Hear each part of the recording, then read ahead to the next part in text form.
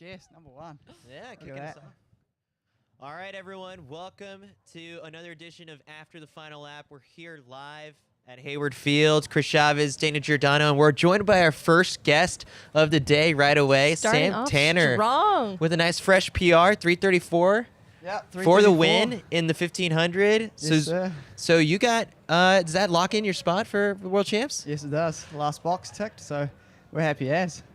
So how's, emotions, feelings, describe, I guess, the race for us. Oh, I'm just grateful that the boys got after it. I think a lot of the guys in the field wanted to run that world standard, and Neil Gourley took it out hard on that third lap, and I just held on, and hopefully didn't make him do too much work in the last 200. So I came up on his shoulder and held on for the win. So they say a wet track is a fast track. Did you have any apprehensions about the weather today? It was kind of raining earlier.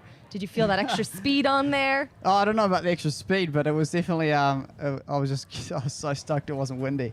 So I was just, man, that stadium's so cool though. Is this your first time running in New Hayward? Second. I did NCAAs here last year, but okay. it was the first time winning at Hayward. So Yeah, that's well, that's special. a different feeling. that's a good one. Yeah. So you were competing in the NCAA last year, and then you ultimately made the decision to turn pro. You've got the Puma kit going on there. The So kit, look at that. how did that whole decision play out for you, and how's it been going? It's been going awesome. I love my high school coach Craig Kirkwood from back in Tauranga, and had a good relationship with him, and I had an amazing relationship with Andy, but kind of the short of it was a couple of things were just like, oh look, there's a good opportunity here with Puma. I had a degree that I wanted to do back home in New Zealand, so I'm going to be hopefully start to study in August. What's the degree? Year. Oh, there's a couple different things, but the first thing I'm going to do is a engineering AutoCAD thing. So yeah, nice. Cool. So back in New Zealand, lots of travel all around the world. How are you kind of preparing for entering into the world stage where your races are in different continents all the time? Yeah, I think it's actually an advantage in some ways, having to travel so much, because you just get used to it. Like a 12-hour plane ride, you're like, it's a 12-hour plane ride. Americans We're are complaining like, about coming out it's here. a 12-hour plane ride. You can get halfway around the world. I'm like, yeah, you can get halfway around the world.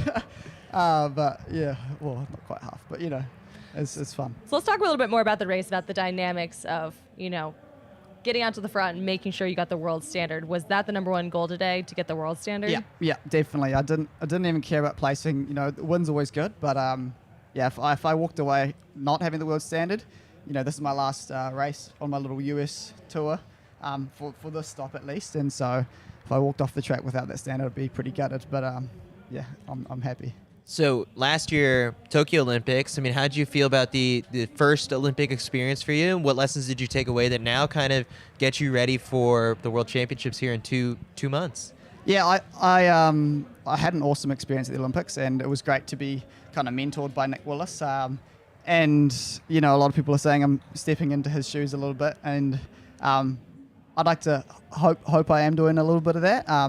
But I think he's definitely inspired a lot of New Zealand distance runners. So I think there's a lot of guys who are making their way forward in track and field, in the 1500 especially, or 15 5K even. Geordie Beamish won this race last year, so it's cool to be Kiwi back-to-back years. But one of the things I learned, and especially from last year, is just being a little bit more aggressive and treating yourself like you can win it. And so that's what I've been doing this season, and it's been working so far.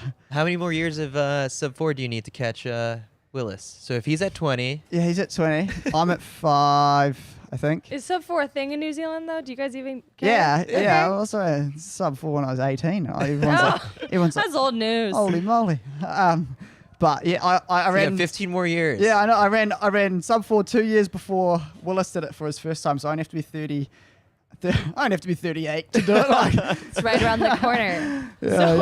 As you look forward to coming back here for the World Championships, what are you going to do in between now and then to prepare to, ideally medal at the world stage? Learn something from Nick Willis. He's done it before. Yeah, are you going to call him up, say, hey, Nick, what's the next step? What's the secret? I'll say, Nick, what are the rest of your secrets, man? Because in Tokyo, he forgot to tell me that if you just put your hand on someone's hip and then they just glide out, and I'm like, Why didn't you tell me this before the race? I feel like people know that. I don't know. I didn't think about that for sure. I feel like that's a cross country tactic too. Yeah, I think so. But from now between now and World Champs, I'll probably just be fishing and surfing and Fishing and surfing. Fishing and surfing back in Papua. Well, a little cross training. A little cross training. What kind of fish?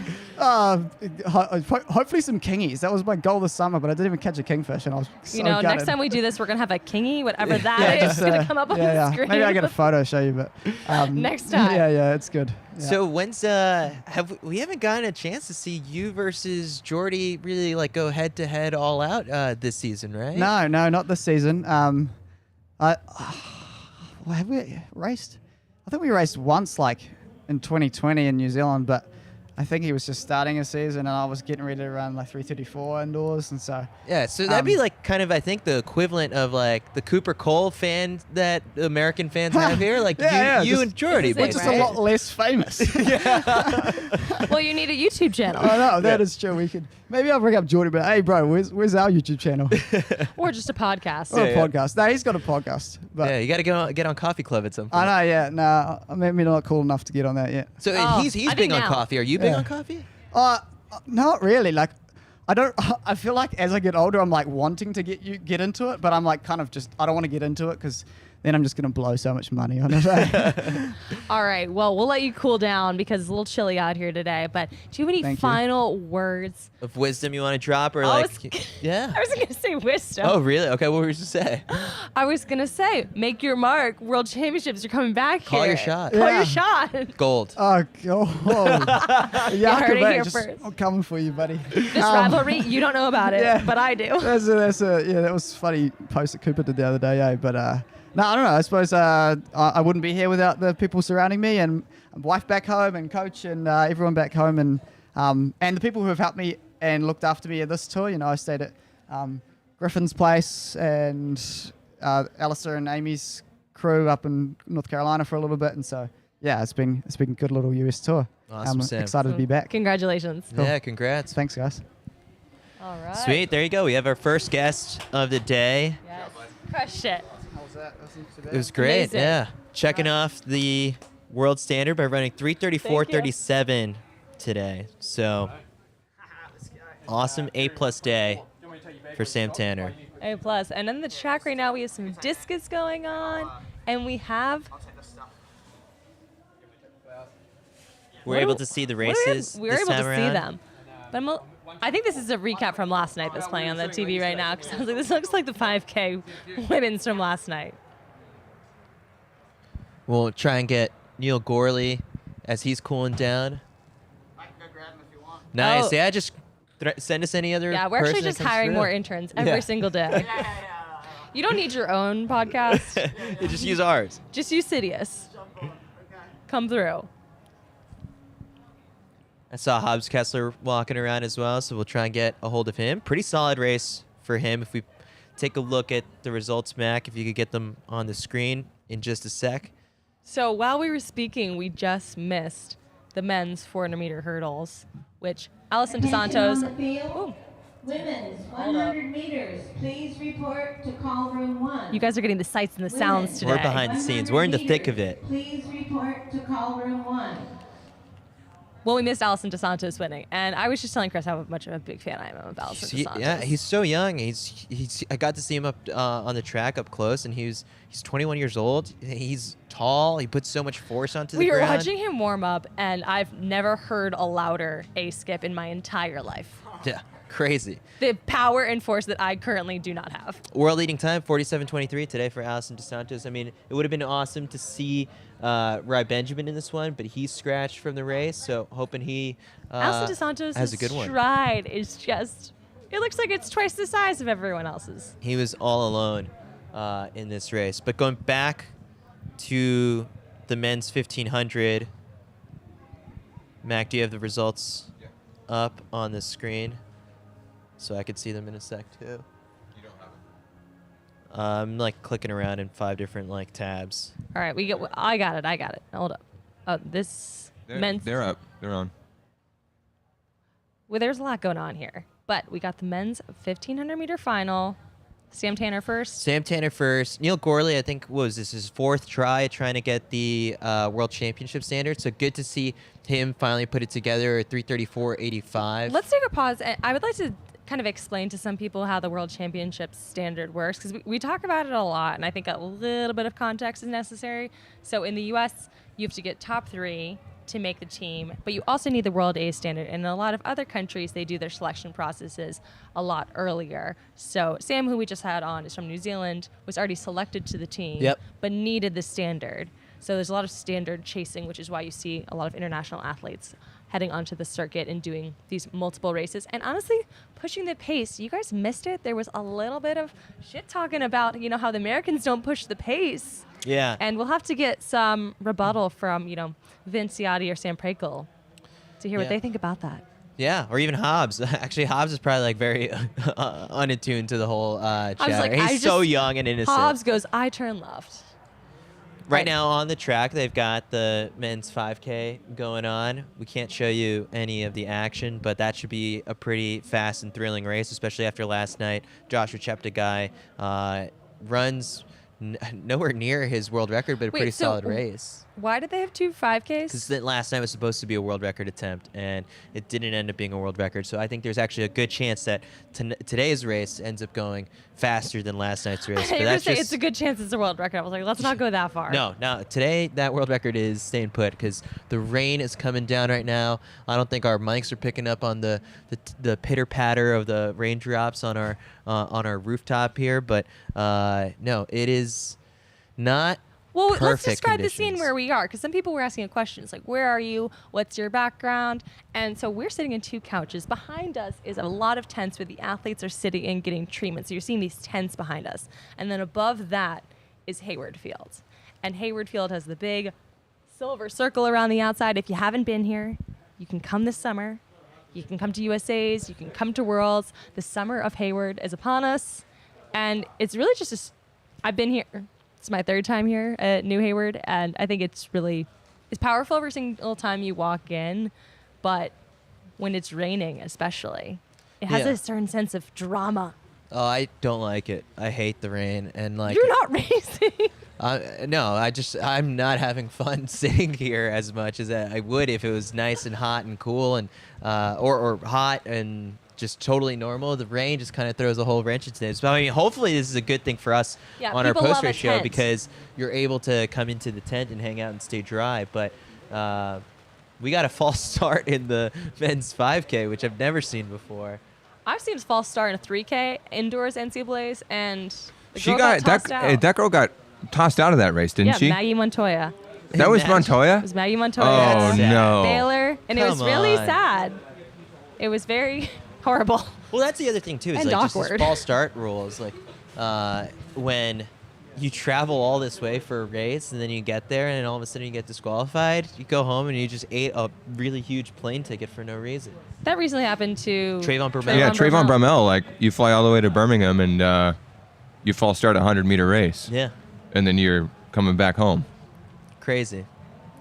So I do have the 400 hurdle. Like, I have results if you guys want to talk about those races that of have the happened. Yeah. 400 hurdles. I mean, it was Dos Santos was going to run away with it. I think in my book, looking at sort of the field, he's the Olympic bronze medalist. He's 21 years old. It would have been really nice to see the likes of Rai Benjamin in this one, but his next race will probably be the Grand Prix in New York City in a couple weeks. And we're missing Carson Warholm as Carson well. Warholm, yeah, who passed on appearing at this race because there was an appearance fee that he was offered. It was like $30,000. And he's like, no, I'm going to stay home and just train up until the World Championships. So he comes out here, and Dos Santos throws down something like he did today, a 47.23.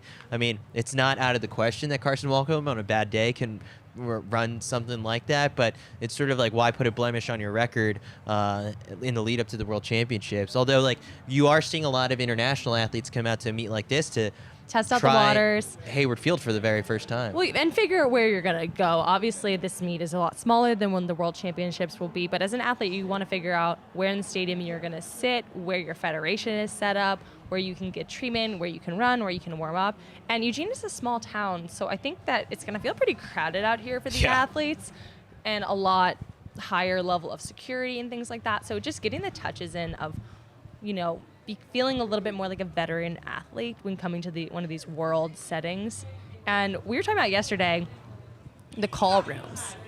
What's that? The call rooms Yeah. before big races. And some of the call rooms are these little teeny tiny rooms where you can't actually warm up for half an hour before the race. You're just stuck in a little box. But underneath Hayward Field, there's 100-meter straightaways. That's the big benefit to the stadium is sort of like in the past you'd be just cooped up, and this time around there's actually more space to move around. So big plus on the new stadium. We've got a question that was submitted is how's the wind out here? I mean, in this tent you can't really feel it, but outside, it is a bit windy. You could see from the raindrops going down this way, so it's hitting them in the face, I think, as they're coming down the home stretch. But Sam did say that it wasn't very windy. So Well, that was maybe, 20 minutes ago? yeah, think it's I would probably say the changed. weather is getting slightly worse as It goes time in and is out. going on. The rain has been going in and out very interestingly. Like there'll be a big thing of rain. What's the worst event to run in the rain in track and field? Well, I guess the difference is actual rain or a wet track, because we saw Sidney McLaughlin and we saw Dalilah Muhammad back in, 2019, yeah. 2019 at the Drake Stadium get the world record on a wet track. Yep. So I think, and they, G'day, didn't she get it on a wet track in the 5K? I think that was just a perfect night in Valencia. That was just a perfect night, no wet track. Yeah. Yeah, it's fine.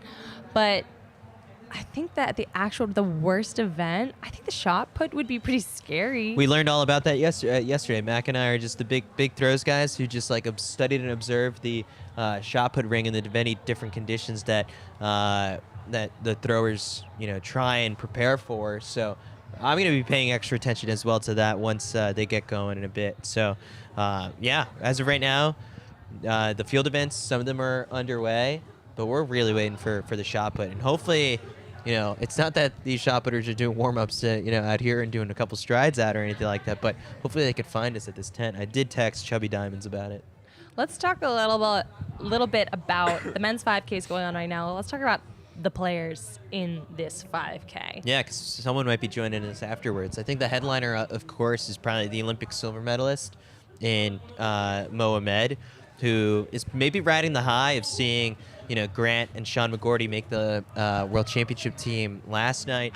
That's, a good sort of if they can do something that incredible, then I might have something good in store today. And then, of course, Salman Barega, I was Samuel going to say, Tafara. I feel like you had to lead with Salman Barega. He's got the Olympic gold in the 10K, but I'm looking at the 5K for sure, yeah. But his PB of 12:43 is kind of head and shoulders above everyone else. Yeah, except I don't know. Mo really impressed me during the indoor season, especially how many turns that is, in the 5K indoors at BU. That I actually think that Mo might be right. This could be a coming out party for Mo. I mean, I could be totally wrong in sort of how it plays out and where they might be in the season, but.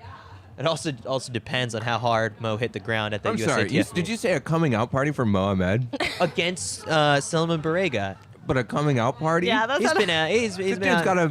He's got hardware. Yeah, no, I'm just saying, in a race like this, I think, in the Florence Diamond League and in the past, he's been, 3-4 or 2-3. I finally think he could contend for the win in this. What place did he get at the Olympics? Second. Yeah. Who cares about Diamond Leagues when you're getting second at the Olympics? Yeah, It's a coming out party for I round think, 2. I just finally think, he might finally get a big Diamond League win under his belt in a case like this. It might be a coming out I party. just think, he hasn't won one of these things yet. Today could be the first one. All right, that's fair. Yeah. It's his Diamond League coming out party. Yes. That's what I meant to say. Okay, we also have Jordan Beamish in the field, so it could be his Diamond League coming out party. No, because he's all the way in the back right now. Beamish is not in contention for this. This is not his Diamond League coming out party. You have to be at least in the front back of the race for it to be your Diamond League coming out party. Yeah. That's going on a bonfire shirt in 3 minutes. But again, in this case, I think we've got the wave lights also taking place. We got a possible guest here. Oh, we got Hobbs? I think Hobbs Kessler will be joining us soon. Hey, Hobbs. Want to come on the show? This is how it works, guys. Lots more action today. Lots more athletes. Closer proximity. Daylight. And it's not freezing. having the hardest time reading the results page, like of just like scrolling through. It's hard to multitask. All right, Hobbs Kessler will be joining us very shortly. Of the So very our nice track setup club. right here as well, we have another room next to us where there's some couches and things. So we're seeing some pretty high-level athletes just sit, hang out, want to be a part of the magic. And in the men's 5K, it looks like we have Hayward running away with it. Eric Sowinski is all the way up in the front through, but the pack is not out of it.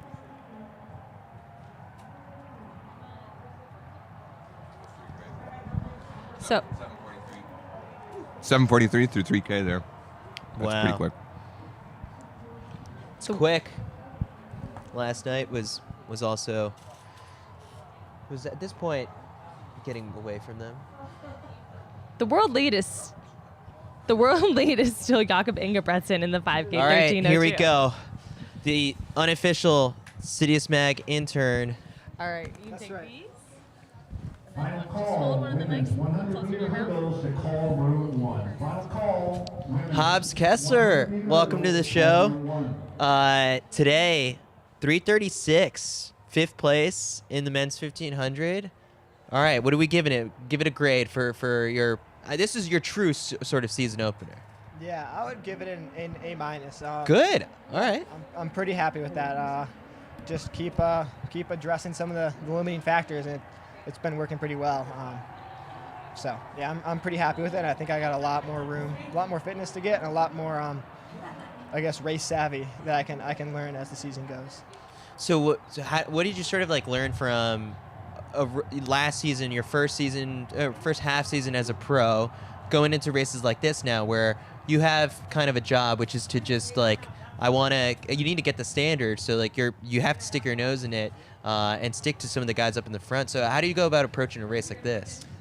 It's a lot different, and like last year I was just kind of like, this is awesome, like I'm just just going for it, like everything to gain, nothing to lose, and this year like I've kind of like have the weight of last year on me, and I'm a pro now and stuff, and it's I guess a bigger part of my life. So I'm just trying to go out there, and I've been working with like a lot of sports psychologists and stuff. Just trying to address limiting factors like that. I kind of like got in my head a little bit, and so just trying to figure it all out. But I haven't figured it out yet. But just go out there and race hard and work on what I need to work on. So last year you had a lot of other activities going on. You were in school, you climbed a lot. Have you added any of that back in to try to get that sense of balance that you had last year? Yeah, I mean, I'm taking like a few classes at a time here. So I'm sort of in school. I think I will probably do more in the fall, but no, I'm still trying to climb twice a week. I think it really helps. It's a good social outlet for me, but I also think it helps my running. It's kind of like my strength training in a way, and I just think it makes me a more robust athlete as long as like I don't fall and break my ankle. Which Well, I'm you seem careful good not enough to at do. climbing that you probably won't do that. Hopefully. How we talked about this a little bit yesterday, but for the people tuning in to sort of the show, what's been different sort of in training? Just I know Ronnie's had you working on your strength a lot this year. Yeah, I just like more basically, like just like trying to get my work capacity up so I can, like, when the time comes, I can do those really big hard workouts that like get you into that 329, 330 shape. By the time 2024 comes around, where I can really do those big workouts. So just like kind of pushing it a little bit. Yeah, it's been hard, but being a year older and a year more training, like I just able to do bigger, harder workouts. So it's pretty fun to be kind of like still like at the bottom of the learning curve with it all, and like young, so I can get a lot better at certain things quick, which is pretty fun. Do you find that a lot of people on the circuit try to give you advice because you're younger, or do they kind of know because you had this breakout past couple years that you know what you're doing? No, I would say like I got a lot of people looking out for me. Like I think a lot of people have been in my position in the past. So they're like, just look out for me. Not necessarily advice, but like be like, I like be winding around in the warm-up area, and they're like, hey, Hobbs, you got to go check in. Stuff like that. So. Have you gotten a sense of Hayward Field? You ran the Olympic trials here. Does it feel a little less intimidating now coming back for pre-classic?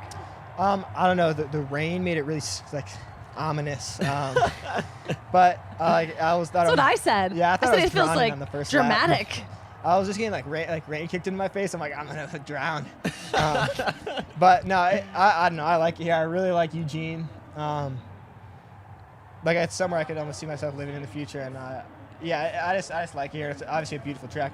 You know, I don't know who could complain about it. So make the world team, win the world medal, buy a house in Eugene. Yeah, basically. That's a you go. good season plan. That's my dad's plan for me. He really wants me to buy a house in Eugene. That's Well, awesome. he probably does because you're going to be here enough. I know. And I don't know. Airbnb prices are pretty crazy. So, Nick hasn't been jumping into workouts as much with you this year. So, Nick Willis as a sort of resource, big last year in terms of just like being able to, warm up with you, pace you in some workouts. But this time around with less Nick, is it just sort of like more mentorship and just talking to you, before and after races, or like how's Nick's role also changed? Yeah, I mean, no offense to Nick, but the biggest bummer is not having his kids at the track every workout to hang out with. But yeah, no, he's obviously a great resource, and he really looks out for me a lot. But also like, kind of like the hidden thing is he we have pretty similar we respond to training pretty similarly. Ronnie's found, and so he's been able to be Ronnie's guinea pig for the last 20 years. So his training's just gotten a little better. Ronnie's become better as a coach because of Nick and working with him in his feedback and Sully before him. So that's a big thing. But yeah, no, I see Nick still offers me a fair bit of mentorship.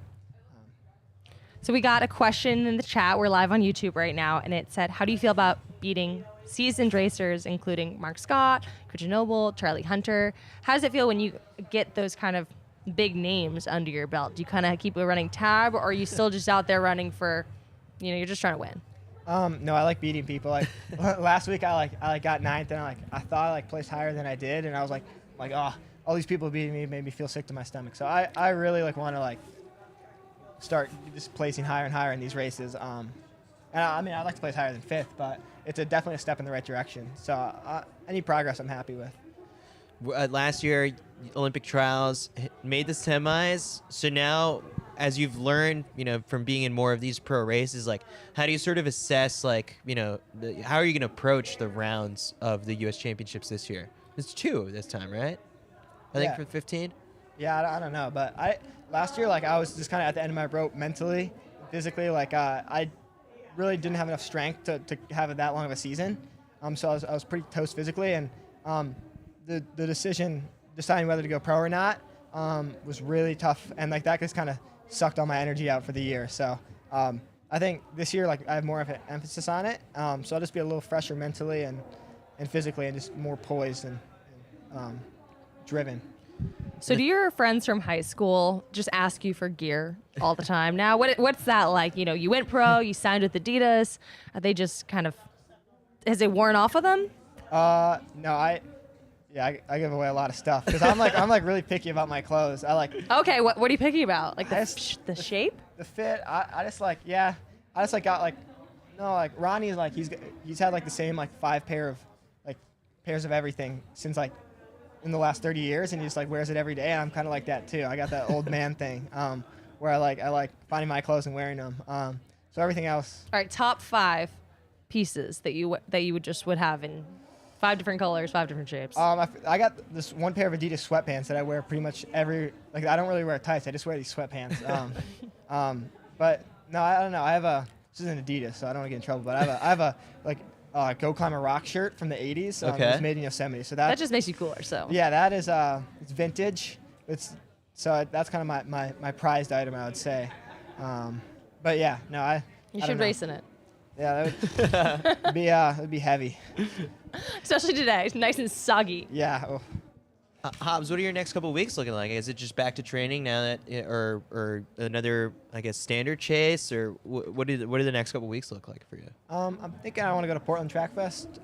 Treated you well last year. That's right. Try to get the standard, and then just try to get a few more just squeeze out a little more fitness. Because I think I got a lot more.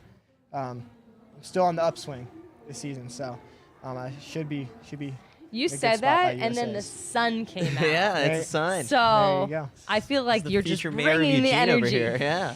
Yeah. All right, if you had any words to say to Hayward Field before you see it next, what do you have to say to Hayward? So I'll be ready. I love it because Hobbs like the 15 is wide open this year. I mean, Cole got beat last week, and Centra is out with a knee injury. Yard has been kind of up and down throughout this season, so it's like there's no assurance for anybody. I think this year in the 15, so it makes it one of the more interesting events to watch. Yeah, I mean, I wouldn't sleep on Hawker. He's kind of proved himself time and time Right. again. Can't forget about him. He's allowed to not win a race and run 3:36. But no, I don't know. I'm pretty. I think everything's going to come together pretty well for me. And I'm pretty poised for that for USA. So now that I'm qualified. Awesome. All right. Well, Hobbs, we'll let you get over to a cool down and enjoy the rest of your time in your favorite city in the world. That's right. Not my favorite. Ann Arbor. Just I don't wanna upset anyone. But You're gonna have to let us Second know when favorite. you're on your cooldown which house you're gonna buy one Yeah, day. yeah. that's right. That's right. All right, thank you so Hobbs, much. thanks so much. Have a good one. All right, Hobbs Kessler, heard from him here on After the Final Lap, 3:36 today in the 1500 at the Pre-Classic. We've got the women's hundreds on the line if you're watching the TV stream, and we have some results from the men's 5K. So we could probably go through the 5K because it really Yeah. ended up being quite a fast race. Yeah, hit us with the results. All right. So 12:50:05. World lead, meet record, personal best from Arawahi. Can you pronounce that for me? Aragawi. Aragawi. Working on that, guys. That's incredible. Yeah. Beating Tefera and Barrega and Mohamed's Diamond League coming out party. Yeah, still pretty solid, I would say. Well, 13:07 for Mohamed. I'm sure he was looking for more, but it's all a stepping stone. Here's me, Master Spin Zone over here, but it's a stepping stone. I still would not count out Mo in this event at the World Championships. Like, you just never do. Why would you? Are you doing this on purpose? No, I'm just saying. Why would you count him out? He's a silver medalist. Well, now people are gonna look at this result and be like, "Oh, he was fourth in this race." It's like, okay, But it's a diamond league. okay. I'm just I'm getting people off the edge here. Oh man, it's gonna be really hard not to try and pay attention to the race that's on the TV right Yeah, you guys got to stop watching it. Yeah. We're not allowed to I just do it, want, like, play all right, by play. let's drop in the chat how you guys are watching this. Are you having after the final lap next to your TV? Are you just having us in Yeah, your tweet at ears? us. Tell us how you're watching this, how we can make it better for you, the best experience. We're just really waiting here for our favorite guests, and that's where we excel at. So let us know how you're watching after the final lap. So we've got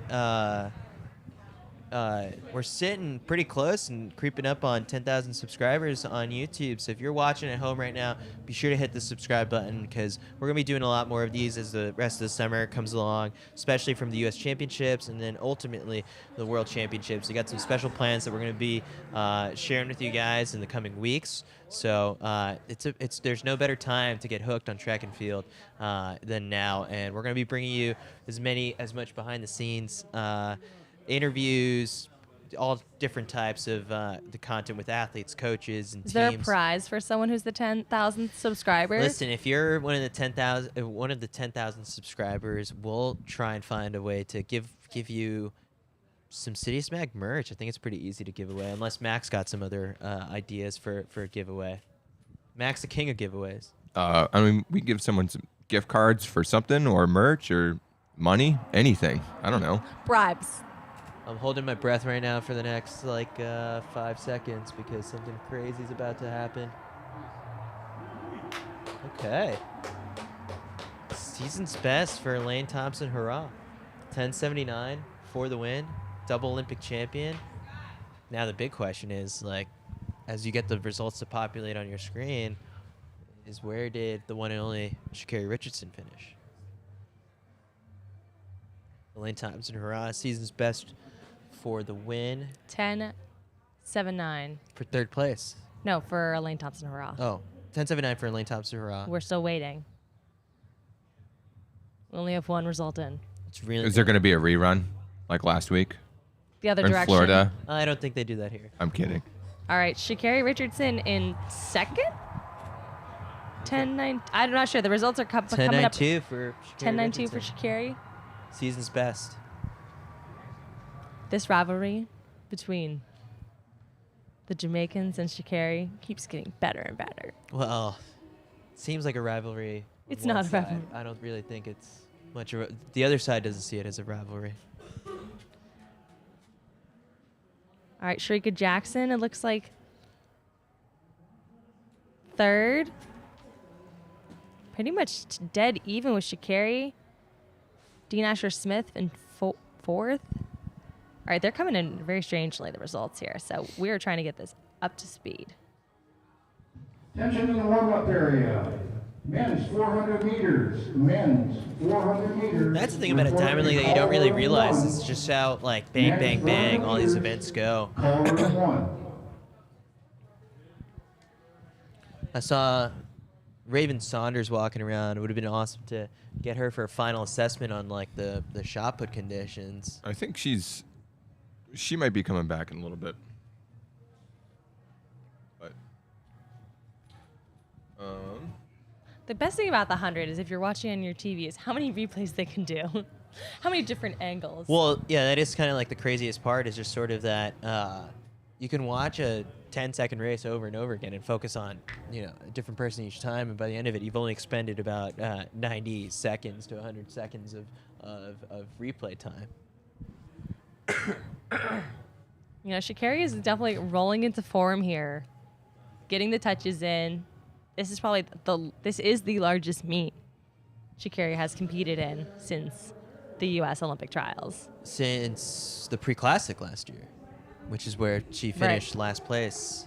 So I mean, like, it was the biggest question mark was where was she for the first bit of the season, and I wonder if we'll get some answers as she walks through the mix zone. But this is it's a B+ performance for Sha'Carri Richardson, all things considered. It's just another sort of step forward as the U.S. Championships come about. We likely will not have Sha'Carri Richardson on after the final lap, as much as we would like to. That would be electric. If I gotta point out my guy Sam Prakel with Mr. Consistency, 4th place. Doesn't matter what the field is. Doesn't matter how fast the race is. Could be the slowest thing or the fastest thing. The guy is like never deeper than 5th. Yeah, It's awesome. It kind of. With another 336. He's waiting for the year that there's a U.S. World Champion, and so that the top 4 get to go to Worlds. I wish I could say that he's getting second every single time, but my God, does he just get 4th and run 336 every single time?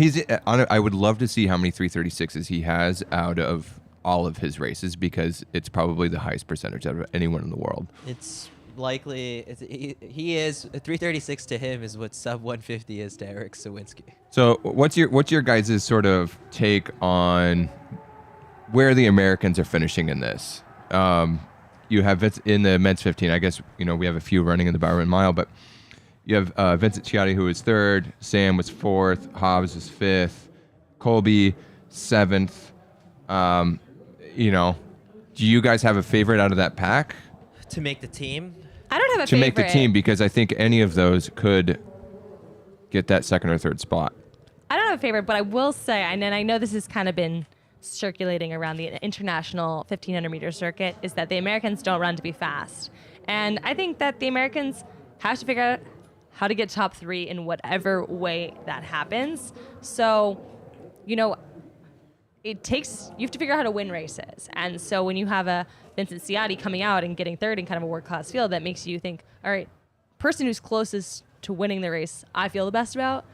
That's just standard. But the tactics of the men's 1,500 at USA's, it's like a slow 3 laps and then a wild 300 meters every single year. But we do pretty well internationally, so that's why I don't care about how, because and this is my whole take on this is you have all the foreign athletes that come to the U.S. circuit, and most of those athletes generally don't have a real championships to make the team. Can you say this for when Chuck it's PT joins the subjective. show and it could get into a nice little shouting match? Well, I mean, We're warming you it have up to for go. him. We're You have to warming it go probably to 15 years to the last time a Canadian beat an American At a global championship. at a global championship. Yeah. It doesn't happen. So it doesn't matter that we're running slow. Everyone runs slow when everyone else is running fast because we have to peak for the championships. Right. Our domestic ones. It makes sense. Yeah. When all everyone else has to do is just run a time. We're warming up this conversation for when Mac has Charles feelings that he PT needs to comes on. hash some things out. Go back to your question of the top three today in the men's 15 that we saw. I mean, like I was telling Hobbs, it was like the 15 aside from like Cole Hawker, who we expect to probably have like a pretty good showing at the Bowerman Mile in a little bit. That who fills the other two spots on Team USA? Well, you got to think Cooper might take a stab at it, so that's another one possibly. Cooper is going to beat Cole today. Okay. Oh, you heard? We saw them at the track this morning. We saw Cooper and Cole.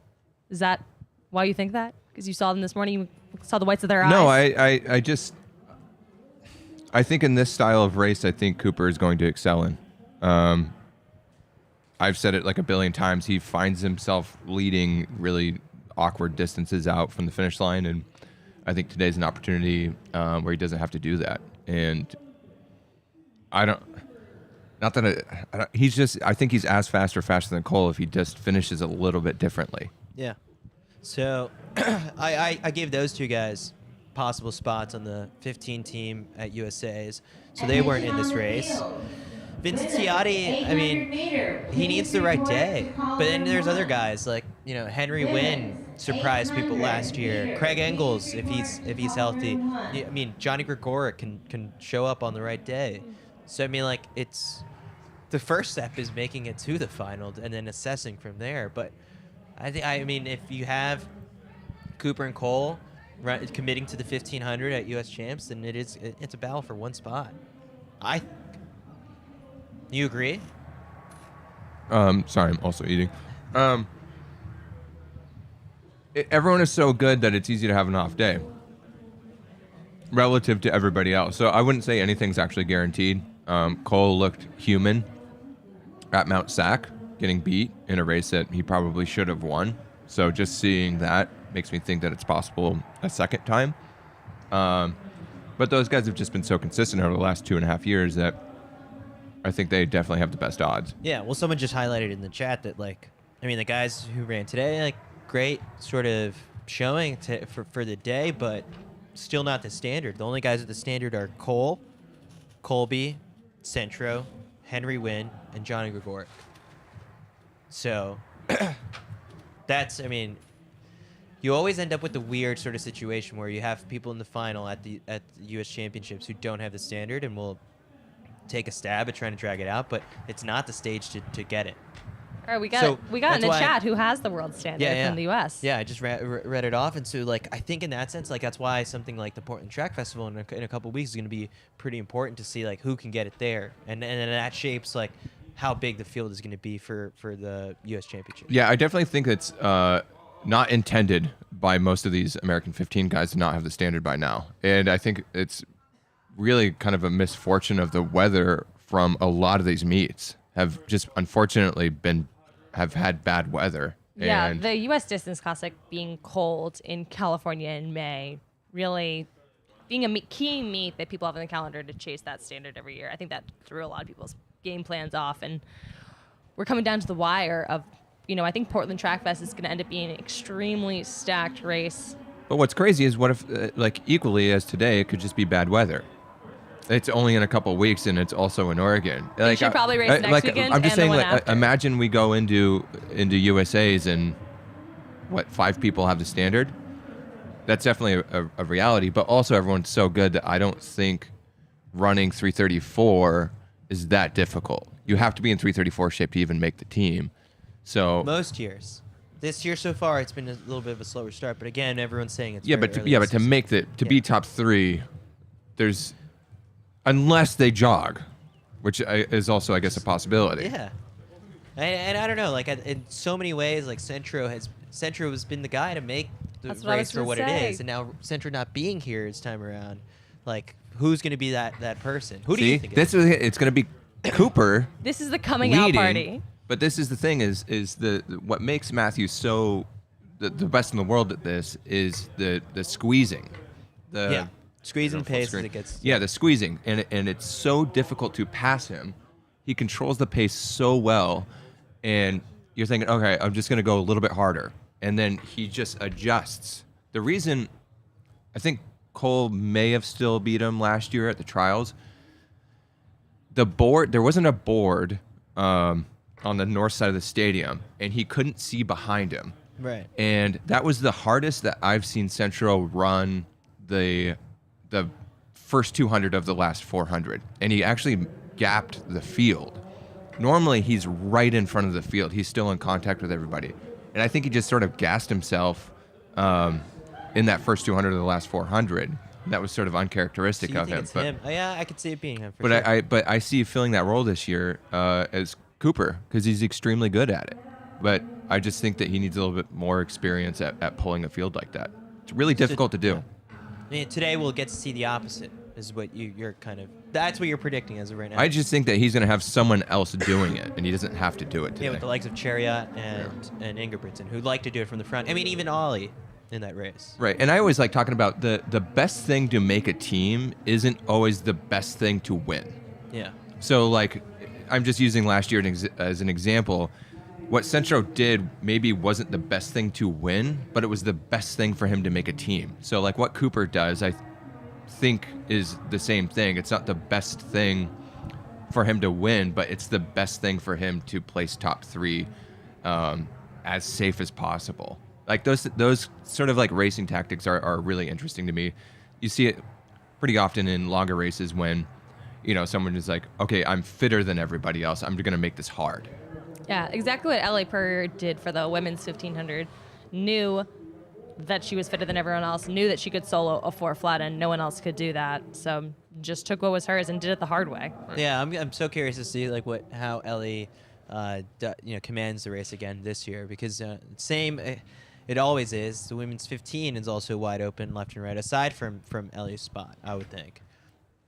And today we might get some indicators with how Josette does in the 1500 and how Corey does as well. So I really have been enjoying a lot of, after the 2020 year, there's a lot of newness on the circuit. Yeah. And I enjoy not knowing that the 3 spots are locked. I think it's just, you had Jenny Simpson and Shannon Robury for so many years, and it was just people fighting for a 3rd spot. So I think it's extremely exciting to know that at least there's 2 spots open. I mean, Ellie's possibly not even a lock every single time either.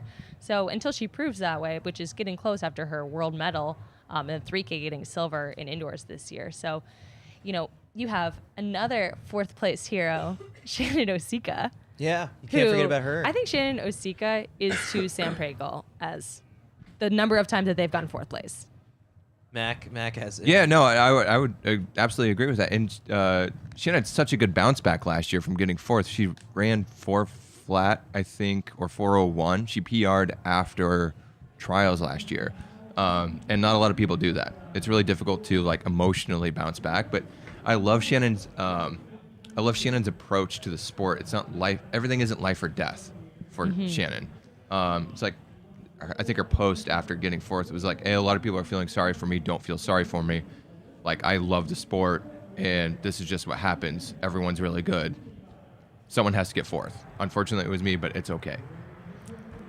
She's one to cheer for as well because I think there will be a day that these 4th place heroes finally come through. So if you're watching right now, the women's 1500 is on the track, and I'm gonna have to peek and watch. I can't just sit here and not.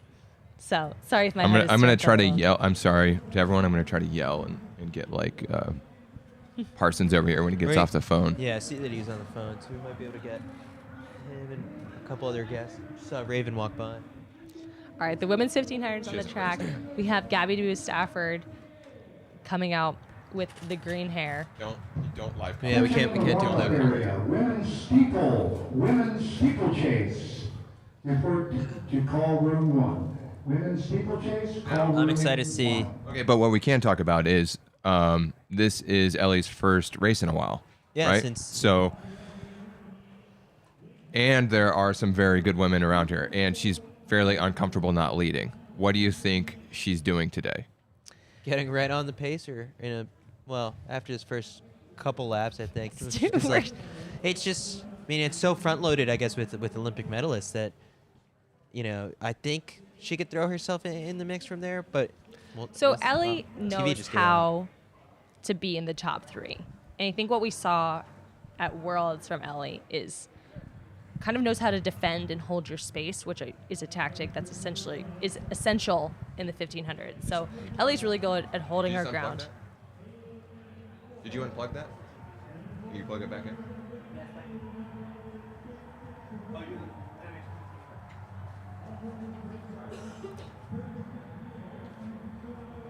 All right.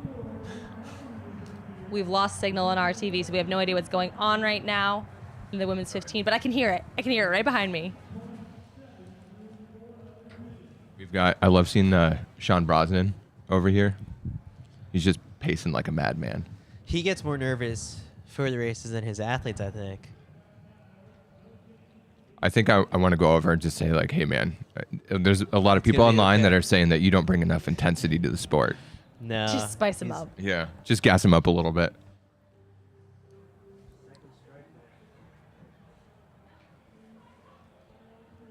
All right, we got some of the women's 100-meter finishers rolling through after that race.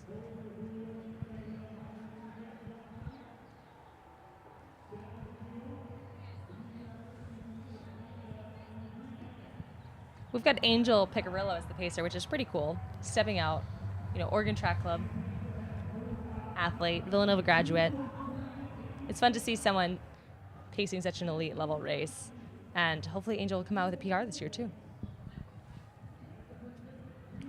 What a wild situation that was with Pat Tiernan, fiance and her. Inform me. Yep, that was the sponsorship deal. Because she joined OTC, and then his contract was up, but how Nike does their contracts and their sponsorships now is it's now regional, or each country is now in charge of their own athletes. So it used to be like one sort of entity that would sign everybody, and then it got moved to like Nike Australia is now in charge of the Nike Australian athletes. Okay. And like same thing with the UK athletes. So there's actually, on the professional level, it's been a really interesting sort of dynamic and switch to these countries or the Nike teams. They want domestic trained athletes. So a lot of foreign athletes that are training in the US are actually not able to sort of re-sign with Nike. Okay. And it's kind of left this little void, and everyone's budgets are a little bit different, but also you can't really argue against like Nike Australia is like, all right, well, Pat doesn't train in Australia, so why would we give him a contract? Got it. And so, that led him to joining Puma in North Carolina.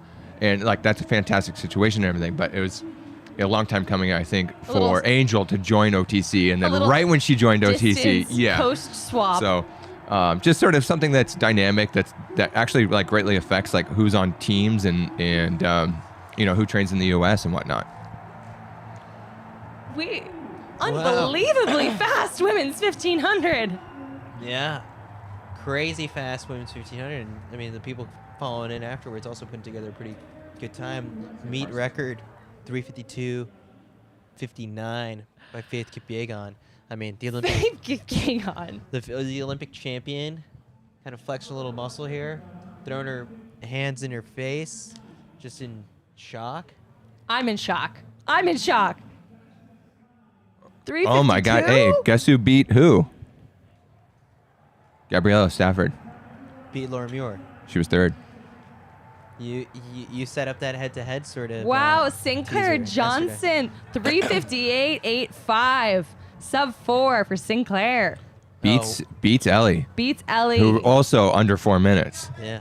Beats her training partner Jess Hull, 3:59.31. Wow. That is an incredible run for Sinclair Johnson.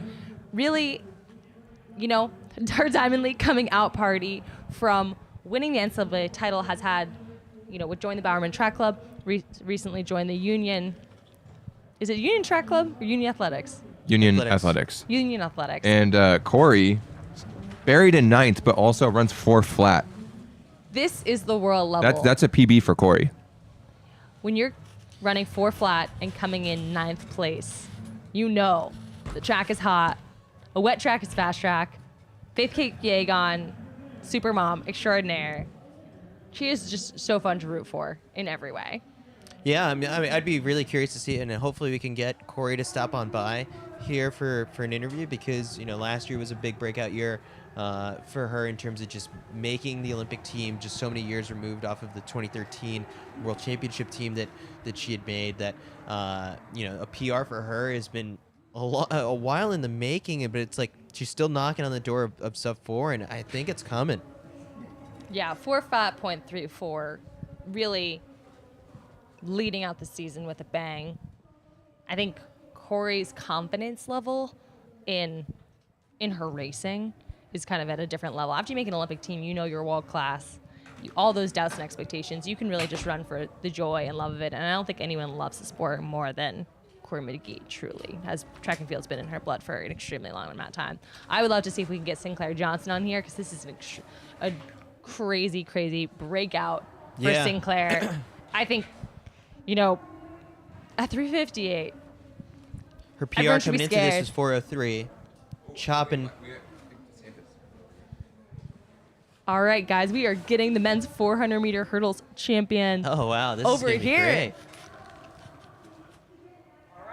Oh, let's go. All right, welcome. Hello. Come through. All right, I'm working on Jasmine. Okay. Toss these on. And then just hold the microphone close to your face. Okay. Oh, it's weird. Yeah. There you go. All right. There's the microphone. You got it? Yeah, we're good. Hi. Allison, world-leading time. Yes, I'm so happy with this. We ran fast again. We did the world lead, so we are proud of this. And you got the win in Doha a couple weeks ago as well. So, like, it's a good sort of progression so far leading up to the World Championships, coming off of the incredible Olympic race, like maybe the greatest race anyone has ever seen in track and field. So, how are you approaching the season for the World Championships? Like, what's your mindset? What's the goals? We need to go step by step, run by run. So we are so proud with Doha, and we are so proud with today. And we wanna run fast in the next race. We wanna run fast in Oslo and Stockholm, and after this in World Championship. Our goals in these years are the World Championship. I think for everybody. So we wanna prepare for World Championship. We wanna run fast before the World Championship to get confidence, to be fast in there, to try win the World Championship. Is this track fast? Hayward Field, how do you feel? Is it your first time here? How do you feel about the track, the setup? I want to know, what was the first time walking into Hayward Field like? Oh, I love it. I love the track. I love the people. I love the stadium. I love everything. So I'm so excited for the World Championship because the World Championship we've been here. So I want to come here again, run here again. So we're so proud of this, so happy because the track is really, really good. We love the track. The condition today is not the better, so... Did you feel the wind during the hurdles? Yeah, it's a little bit, but it's not so strong. But the problem today is a little bit rain. It's bad for us, but we come to the track, we want to run fast. We did the best today. I was watching you yesterday doing some of the drills, and the amount of force you put down on the ground with your feet is just crazy. So, like, can you describe to us sort of when you're attacking a race, how do you go about thinking, like, the number of steps you have to take? Like, can you break it down for the fans who don't know? Like, you have a routine, and so you have to practice that every day. Yes, we had to practice that every day, but when we go to the running, when we go to the race, we don't think about the step, like, 1, 2, 3. Yeah. We don't count the step, just run. We just feel the run, It's more easy for us because, like, we train that every day. So that's normal for us, So the step is the hard thing to us because we need the condition. Oh Close. Oh, okay. We're getting a little rained on here just because I the think it's roof just from is the coming water. in. The All water right, Chris from has the a top. towel back Yeah, here. there's So a we're going towel. to wipe off the chair for you. Here we go. No, just keep it open. It's fine. We're in the elements. Okay. We're doing this live. This is We're fine. We're happy. Yeah, we're fine. It's a little water. Never hurt nobody. We're still alive. So we made it. You know, track and field is exciting. What I want to know is how do you get into the mindset to win a race? You're going to be heading up against, you know, Carson Warholm, Ry Benjamin. Ry Benjamin. You have these competitors. You see them all the time. You're on the world circuit. What do you think it's going to take for you to win the world title? Oh, when I go to the race, like today or Doha, I think about my race. I don't think about the Warholm or Benjamin can do. So, Oh, close enough. what's happening here? We're in the middle of a hurricane. The dramatic spookiness is happening. I think about my race, so I just think about fun. You know, just enjoy the moment, have fun that moment, because we need this. If I think about the Benjamin the race or the Warholm, I forget my race. You know, I just Has that run happened to you beat before? him. Yes, when I was young, when I was more young. Yeah. I did that, but now I learn. You know, now we just have fun, enjoy the moment, and keep focusing our race. So you have no trouble or like no problem with traveling with all these meets, with Doha coming here and then going to more diamond leagues? Because I mean that's what the news reports said about like Carson Warholm. He's like, I'm just gonna stay home and train until I'm ready for the World Championships. I don't want to show my fitness or anything. But you have no problem. It's like I'm gonna keep winning and winning and winning it until it doesn't happen. It's like we are more young, so Yeah. our body rests more fast. I think so. And we need race. We need like go to the track and see how going everything. So they keep a little bit more like how I can say that. I forget the word, but they waiting for my time to start the race to start the season. But we need to go. We need to race, and it's good for us. Like the last season, we did this and we run fast in the Olympic Games, so we don't need change for these years. We need to run like in the Diamond League, in the another competition, so to get ready for run the World Championship. How important is the lane draw when you get to a global final?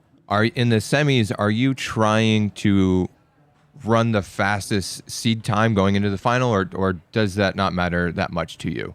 And the semifinal to go to final. Yes. So the semifinal, the most important to us is win your proof, because we need the good lane to run the final, you know. So that's important for us. We want to win the semifinal to try. What is your preference on a lane draw for a final? Do you have one? For final, like to run the final Olympic Games or World Championship, I prefer the lane 6. But to run in Diamond League, like just one, I prefer lane 7. You know. Really? Yes, I like the lane 6 and 7. What do you like more about the outside lanes than say like lane 4, which obviously traditionally faster guys are seated in? I'm so tall, so the lane 4, lane 3 is so short to me, you know. It's more hard to run. So the lane 7 and lane 6 is better to me, you know, because I can keep more tall in the hurdles, and we train in the lane 7, 6, so it's easy for us. If I would have told you last year this time, like in May or June, that you were going to run 46.72 at the Olympics, would you have thought you would have won gold at that time, or what would you have thought? If you say that to me, I say thank you for saying to me I will win the Olympic Games, because it's like how someone can run 46 and get the third. You know, Crazy. That's crazy. You like how? I don't know what's happened. Like amazing. That was amazing. If you say that before the race, I say if you say to me, the final someone will run 45. I say, oh, you are so funny. You don't understand, you man. Yes, you play with me. That was amazing. what's your favorite event other than yours to watch and cheer for? Oh, my favorite event. To watch and cheer, I think is 200 and 400. Yeah? Like flat. Because 200 and 400 was amazing. And 400, I like to cheer. I don't like to run, because it's so bad. Hurt a lot when you finish the 400 meter hurdles, the 400 meter flat. So I love the triple jump, the 200 and 400. That to me is the best. When are we seeing you in a flat 400? When you see? Yeah, when will we see you in a 400? Straight up. I hope in a long time. You don't want to do it? You're gonna stick to the 400 hurdles. We see Rye Benjamin do it all the time, so we know what his flat speed is. Now, I'm looking. Your PR is 44:54 from April, right? Yes, just to start the season. But flat is different. Like run the flat and run the hurdles is so different. So I can run a great flat, but no, I don't like it. Speaking of the flat 400, Michael Norman just ran a 43.6, which is a world lead, a Diamond League record, and a meet record. That's crazy. That was amazing. I You got to see it there. You got the good seat right there. Oh, that was amazing. Well, the other thing too, we see it all the time, is 400 hurdlers trying the 800. Like Brandon Johnson here in the United States did it a couple years back. Yeah. Carson Warholm. Yeah, do you see his reaction? I'm sorry, do you see his reaction? Do an 800? No way. All right. That's the worst thing. When I started track and field, when I started hurdles, my last coach said, "Oh, you did a great 800." I say, "No way." I'm trying to say, no, you don't even have an 800 PR here. I see 200, 21.9. I see 400. Don't say that. Don't say 21. That's from 2018, so it's old. Yes, I'm so young. Yeah, you're still so young. I think it's so great. 21, Rise in his 20s, Carson's in his 20s, where it's like the three of you, I mean, you guys are going to be going head to head like constantly through the 2024 Olympics, 2028 probably too. Yeah, that was nice because we want to run fast. Like we have time to run fast. Like the Paris, we will be in the great performance, and the next Olympic Games too. So we have a lot of time to make history.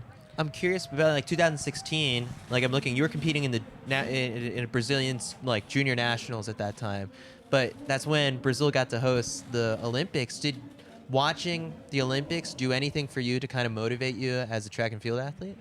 In 2016, like I started in track and field. Like I started track and field in 15. Yeah. So I had one year in that time. So I watched the Olympic Games. I saw everything, and I love it. I saw that. I saw the boat running, and that was amazing to me. Yeah. When you came back after winning a medal at the Olympics, what was the reception like back in Brazil? Oh, was amazing. Because when I come back to my country, when I come back to Brazil, everybody have one research to tell to me, like, oh, when I watch a race and you win you take the bronze medalist, I yell in my house and everybody was crazy with me. So like everybody saw my race and have one thing to talk with me, like learn one thing. Yeah. And like I want to motivation everybody, so that was amazing to me. I would find it crazy if you told me that someone ran, so I'm bringing up your PRs again, 2016, 53.42, and then 5 years later, you're running 46.72. Wild. 45 is not that far off now. Yes. We need trust, we believe. We can run 45, so. How many times have you watched the race from Tokyo, the final? Oh, how many times? I don't know, maybe 1,000. Really? And what do you pick up on little things each time? Like you're like, oh, that right there, that like if I would have just changed things. Yes. The first time I just watch and enjoy. The second time I say, oh, I can be better here.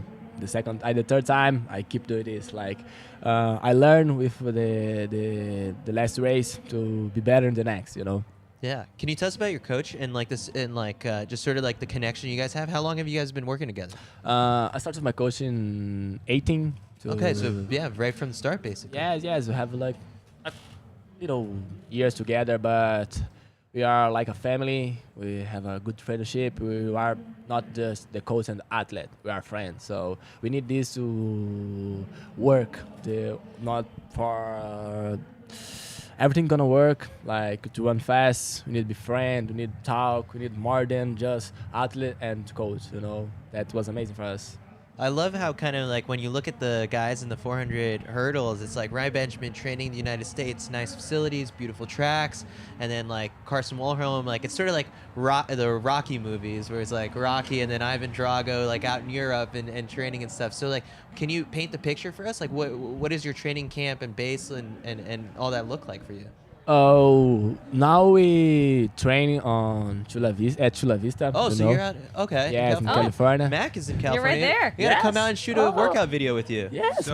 So you get to see Joaquim all the time because he's down there. Yes. Oh, that was amazing to me. Like I go to track to have a training and I have Joaquim with us. Yeah. That was amazing. He make Vista for us, for Brazilian, for everybody. So what I can like.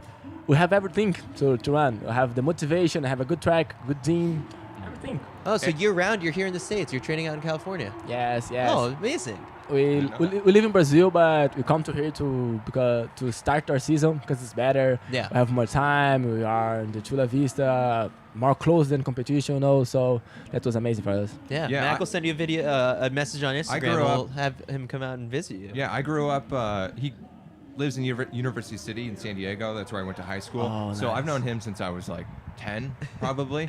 And like his two sons play basketball. So like my first interactions with him were actually playing pickup basketball at the local rec. Yes. And it's just like, oh, there's Joaquim Cruz. And then I got into running later, in life, but it was like, oh, that's a gold medalist, right there. So he's awesome. I absolutely love him. Yeah, he's awesome. I love him. Really, really. Like every day he have one thing to share with us. Like one lesson. That's nice. It's so nice. That's amazing.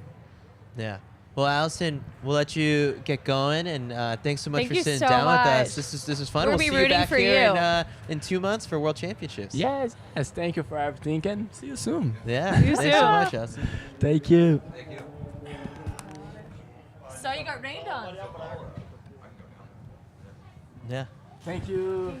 Awesome. Thanks so much. He'll see you in California. Yeah. Yes.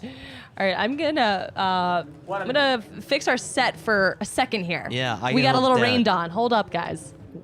Chris, hold down the fort and tell us about the women's. What did we miss? We missed a bunch. We missed a couple different races there during the interview, but that's no problem. That's why we pull up all the different results. So I'll give you a quick rundown on how things have played out. We saw Jasmine Camacho Quinn win the women's 100-meter hurdles in 12:49. She had a much faster start to her season a couple weeks back, so not a season's best, but again, still doing big things as the Olympic champion. Then we've got. After that, we already went through the women's 1500 with Faith Kipyegon winning in 3:52, and then after that, we saw the 400 Michael Norman 43:60, and I think we might be caught up on the action after that quick rundown. Oh, the women's 800, which we just saw. Go final. Keely Hodgkinson wins in a world-leading time of 157.72. Ajay Wilson second in 158. Raven Rogers also 158. Natoya Gould fourth. Sage Hurta 159.59, which is a personal best for her. So strong showing. Allie Wilson, who was the world leader coming into this race, ran 2 flat 15, and she was a guest on the More Than Running podcast just this week. If you want to learn more about Allie Wilson and her super positive attitude, I think that she's someone to watch out for, and really has not had a ton of this high-level Diamond League experience, but Sage Hurta really just becoming quite a consistent competitor. So I think between Ajay, Raven, I think Mo, who we're missing here today at the meet because of COVID, the women's 800 has never been stronger in the U.S. It gets deeper and deeper year in and year out. Like it was a couple of years back, 2016, I remember, I think like 158 high, didn't even make the final. And so And then after that, making the team gets even tougher than that. So Men's Bowerman Mile. Men's Bowerman Mile. that's how you know we've made progress in this meet, is when you hear that the Bowerman Mile is getting called, because Is that the last race? it's the last race. Man, time flies when you're having fun. It sure does. It sure does. And time flies even faster when you love track and field. I think we might be getting a couple more guests in a short little moment. We saw Corey McGee was hanging around before while we were sitting with Alison, and so I was hoping that maybe we could get a reaction from her after running a personal best. Yeah, a lot of the distance runners, they go to work out right after the race. So people are sort of like, the flow is they do drug testing, or if they don't get drug tested, they go run to South Eugene, that's a mile away, do a workout, and then they come back.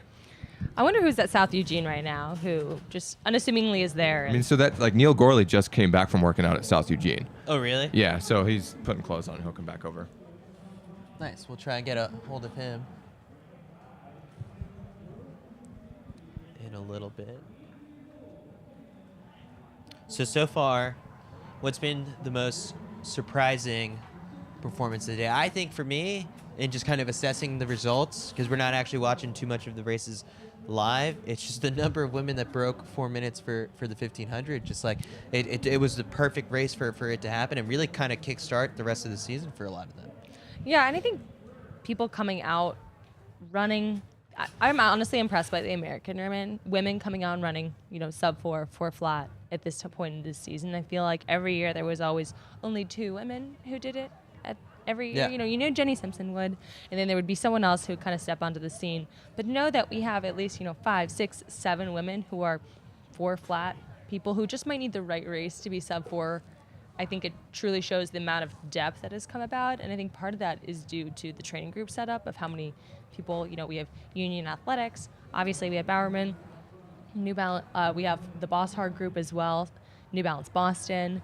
So I'm really enjoying how many different brands are represented in the people that are running really fast, especially in the women's 1500. It really gives you if you're a fan of one of those teams, I think that's kind of again to the point that a lot of people like to hammer home is you can pick a team in track and field and then just kind of root for those athletes on that team. It gets you so much more invested. And I just did an interview with Joe Klecker before this, and he was talking about how the on team, the standard of excellence is so high, because you've got some of the international athletes who have their spot secured, and then you've got the American athletes who get motivated by that, because it's you don't want to be the one left at home watching the World Championships. And so I think just kind of seeing people I'm sure the New Balance team feeds really well off of seeing Ellie's success, and Team Boss sees a lot of motivation from seeing Corey notch a PR today. So across the board, just pick a team, I think I would say, and then all of a sudden get behind all the athletes on there.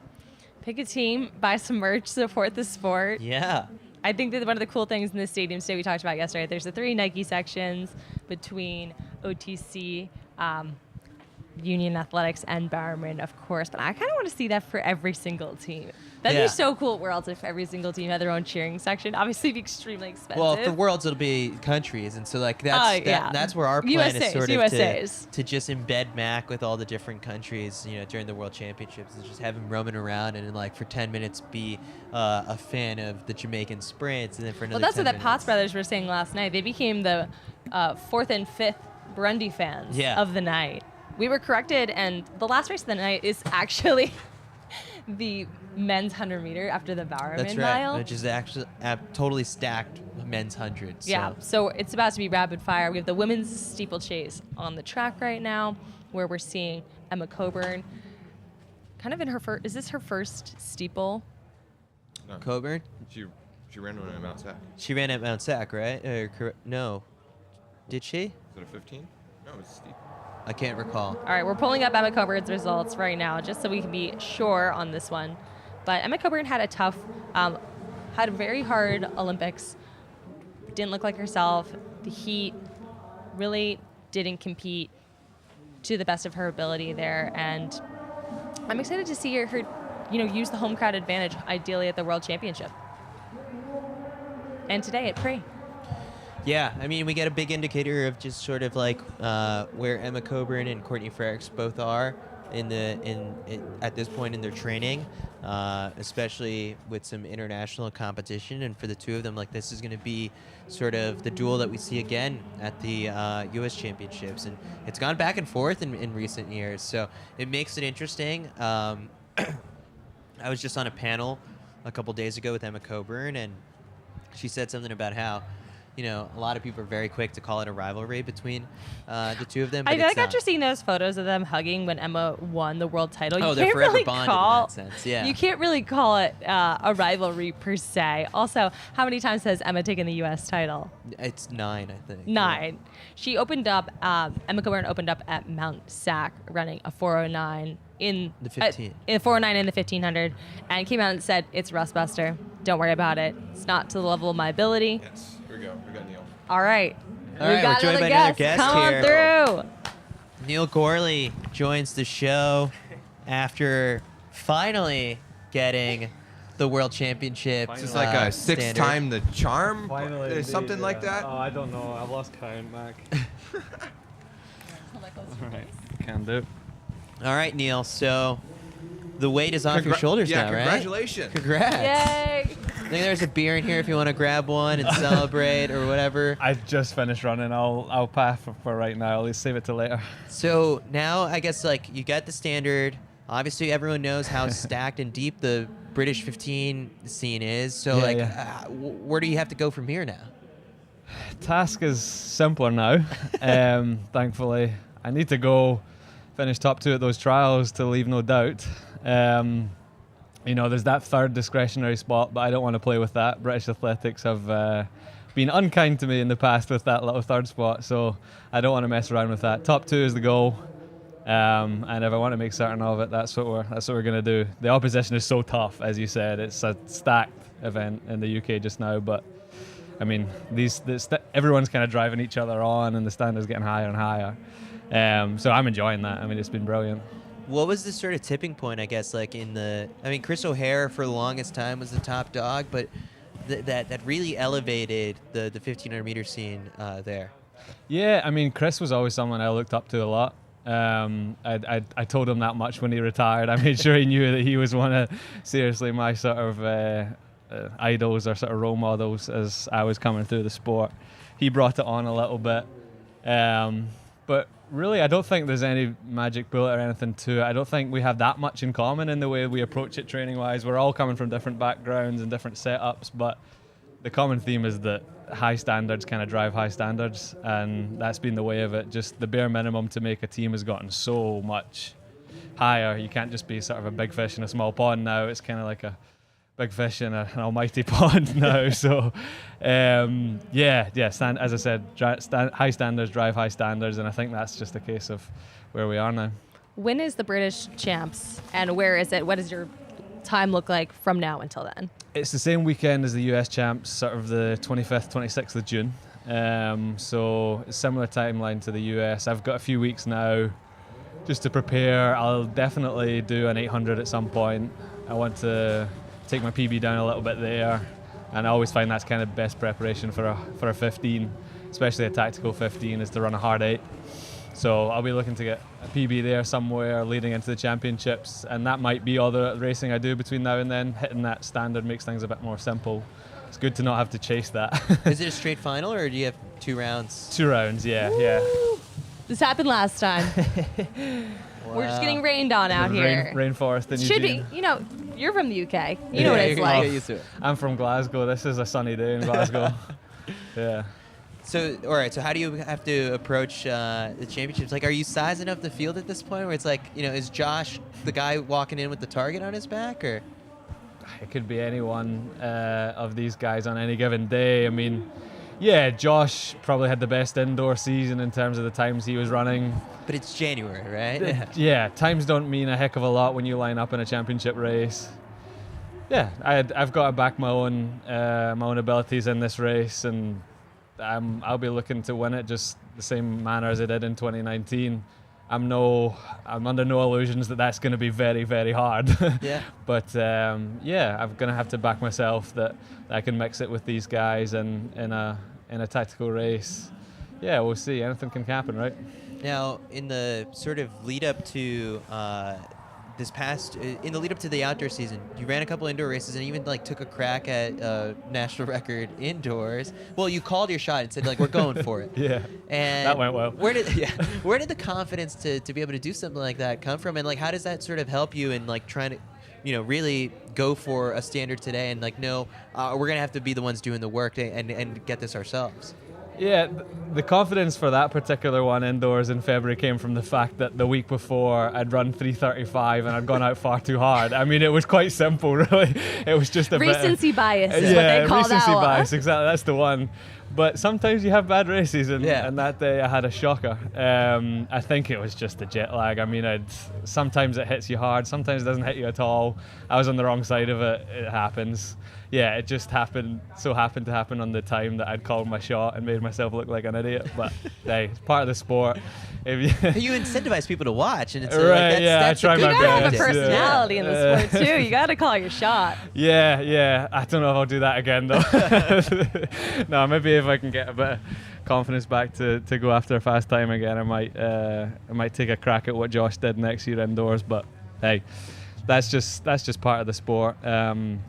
Sometimes you have those rough days and you need to be humble about it and just kind of laugh it off and pretend it never happened, really. So a couple of months back, you signed with the Under Armour, moved out to Flagstaff. How's that been treating you? Well, so far, yeah. No, I've been really liking Flag. The stimulus of the altitude seems to be really helping me get stronger. I think that's been a key to why I'm feeling a bit stronger, able to push these races from the front a little more than perhaps I would be in the past. And that's always been kind of the weakness in my game. These world level races are being run so aggressively in championships, so I need to be ready for that. Yeah, let's get your compatriot over here. Oh, Keely, come on in. To sit down with us. We'll just put those headphones on real quick, and then we'll keep it quick so that you can layer up. Yes, please. Yeah. All right, and then just hold the microphone nice and close to your face. Keely, welcome to After the Final Lap. This is a live show. Oh gosh. Hello. Yeah, world leading time coming out of this one. So I mean, like, what was the goal coming into looking at the start list? Like, it was probably the most loaded 800 you got into this so far this season. Yeah, definitely. Fair to say, apart from missing a thing, obviously, yeah. It's probably a world final. So yeah, coming into it, I just wanted to take the win, and if the time was good actually in the end. A little bit windy out there, but I'm happy. I can't really complain. Yeah. When you're in Hayward, you've been here before. You're gonna be here for the World Championships. Do you have your routine here? Do you know what you're doing in the stadium? Are you taking ownership of it? I don't know, It's different here than it is at home. But I enjoy coming here. I enjoyed it last year. I love the stadium. I literally think it's amazing. And the atmosphere as well, even though being British, not American, it's a little bit different. But I just enjoy competing here. So coming to the World, hopefully I'll have a bit more time to adjust to the time zone. 8 hours is a long time to adjust to, but yeah, there's no complaints from me. I think it's a great place to come compete. Yeah, do you feel like you come in as like a little bit of the party crasher, where it's like everyone's like, oh yeah, I get the win on home soil, it'll be great, and you're just like, hey guys, like I'm right here, like I'm ready to spoil your party. I think it's good competition, I mean, hearing obviously the crowd for like people like Raven, like that was a massive reception. So. Well, she's a duck too, so this is her university. Her face is literally on the tower over there. It's a little intimidating as you're coming around the Bowerman turn, and you see Raven up there looking down at you. Literally staring at me. No, I think it's good to come and race the American girls. We don't get to do it very often. We're all the way in Europe, they're all the way out here, so it's just a nice little early season tester. But it's all about just building, I think, from now. Yeah. So, from now to the World Championships, what kind of races do you have on deck? I've got a couple 800s. I'm thinking I might potentially do the British Champs. And that's literally it. I'm more of a trainer than I don't need to race loads. So for me, I should. You guys are the opposite. Yeah, I don't like training. Racing's a lot more fun. I like training. It's just the traveling. It's so long, man. It's so long. But yeah, it's literally just staying healthy for me and making sure I stay in good shape and just come out here the best I can be. Yeah, so it's kind of the opposite. You were saying like British athletics doesn't treat you all that great. You got a pretty easy I don't want to pick fights with British athletics. Let's not twist my words. No. I just love the racing side of things. Training's only so fun. The racing is why we do it, right? Yeah. I mean, a race week is an easy week, so I do like that. just don't do anything, do you? Without a doubt, yeah. Keely, what was the reception like after you came home from Tokyo? Yeah, it was really nice. I think it was just nice seeing my family. I hadn't seen them for like a month. And it was just, yeah, literally that. There's a video somewhere of like all my friends and family, like 150 people watching my race, which was amazing. The only good thing was obviously my coach couldn't be there. And it's like as much as my moment is his, but obviously with the pandemic and the way the world was, hopefully this year will be different. It'd be nice to have people in the crowd.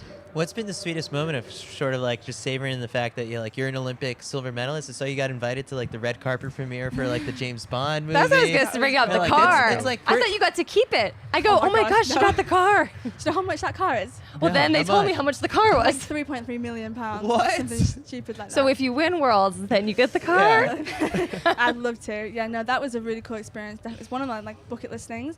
I remember a really good friend of mine was like, what's one thing you want to do in the world? And I thought, okay, something that's possible but quite difficult would be to drive the actual James Bond car.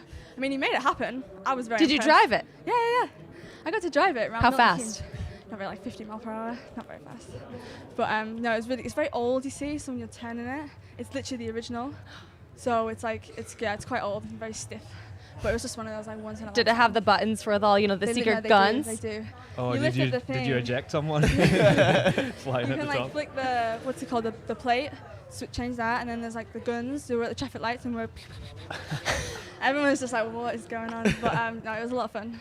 I feel like athletics in the UK is just kind of like a much sort of like, if you kind of, it's like maybe a C-level sport here in the US, like maybe like B+ out in the UK in terms of just like popularity. Do you think? I think so. I would say it's the other way around.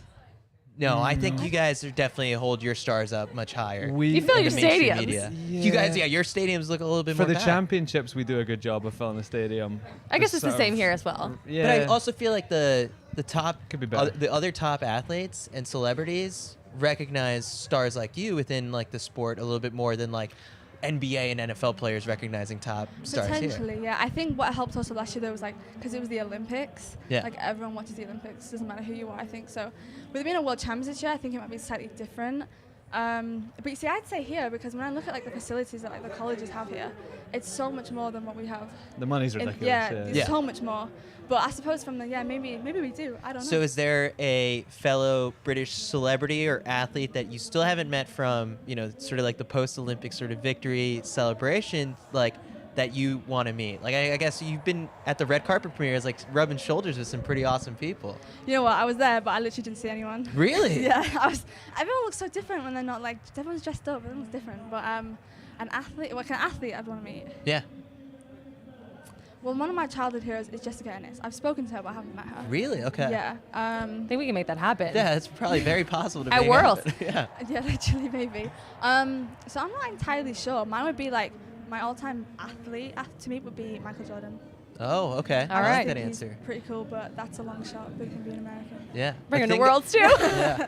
Thank you. We will let you get Yeah, warm keep now going. because thank you so much for coming over. Thank you, Neil, as well. You guys, No worries. I'm very excited for the British champs, for you to show up and come back here, make it to Hayward. What are your final parting words to Hayward Field? We'll be ready and we'll see you in 50 days. Apparently it's 50 days away, so how exciting. Ready to spoil the party. Ready to Coach is hooking it up. He's got a blanket out here. I don't even know where that came from. It looks pretty good. Thank you. Congratulations. Thank you very Thanks, much. Keely. Well done, Keely. Thanks, Neil. Thank you. Thank you, guys. Well done, Neil. Cheers. Yeah. After the final lap, you never know what's going to happen. You never know who's going to join us. We've got Olympic medalists. The tent is falling down. Everything is Our crumbling set is around crumbling. us. You know what? You don't come to after the final lap for the tent. You come here for the guests. Yeah. The first-hand Olympic medalists are sitting on our couch, regardless of what this couch is getting rained and poured on. Yeah, and wait, so we've falling had apart. Olympic bronze with Dos Santos. We've had Olympic silver Silver. with Keely. We need an Olympic gold medalist to kind of complete I the know. We need our set. wrangler. Where's Centro? I think he's actually watching in the stands right now, but Ryan might be coming out here soon. Krauser? Yeah. Oh, we know we need a big throws guy. All right.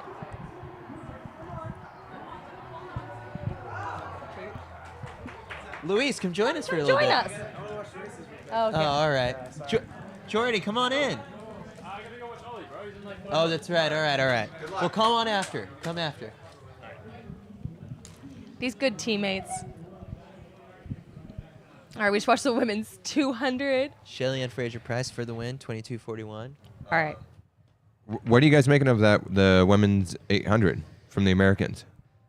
I have to. Oh, that Ajay Wilson still the top dog. Yeah, Ajay Wilson is looking at. Hey, like we said yesterday, the vibes were good. The vibes are good. You know what?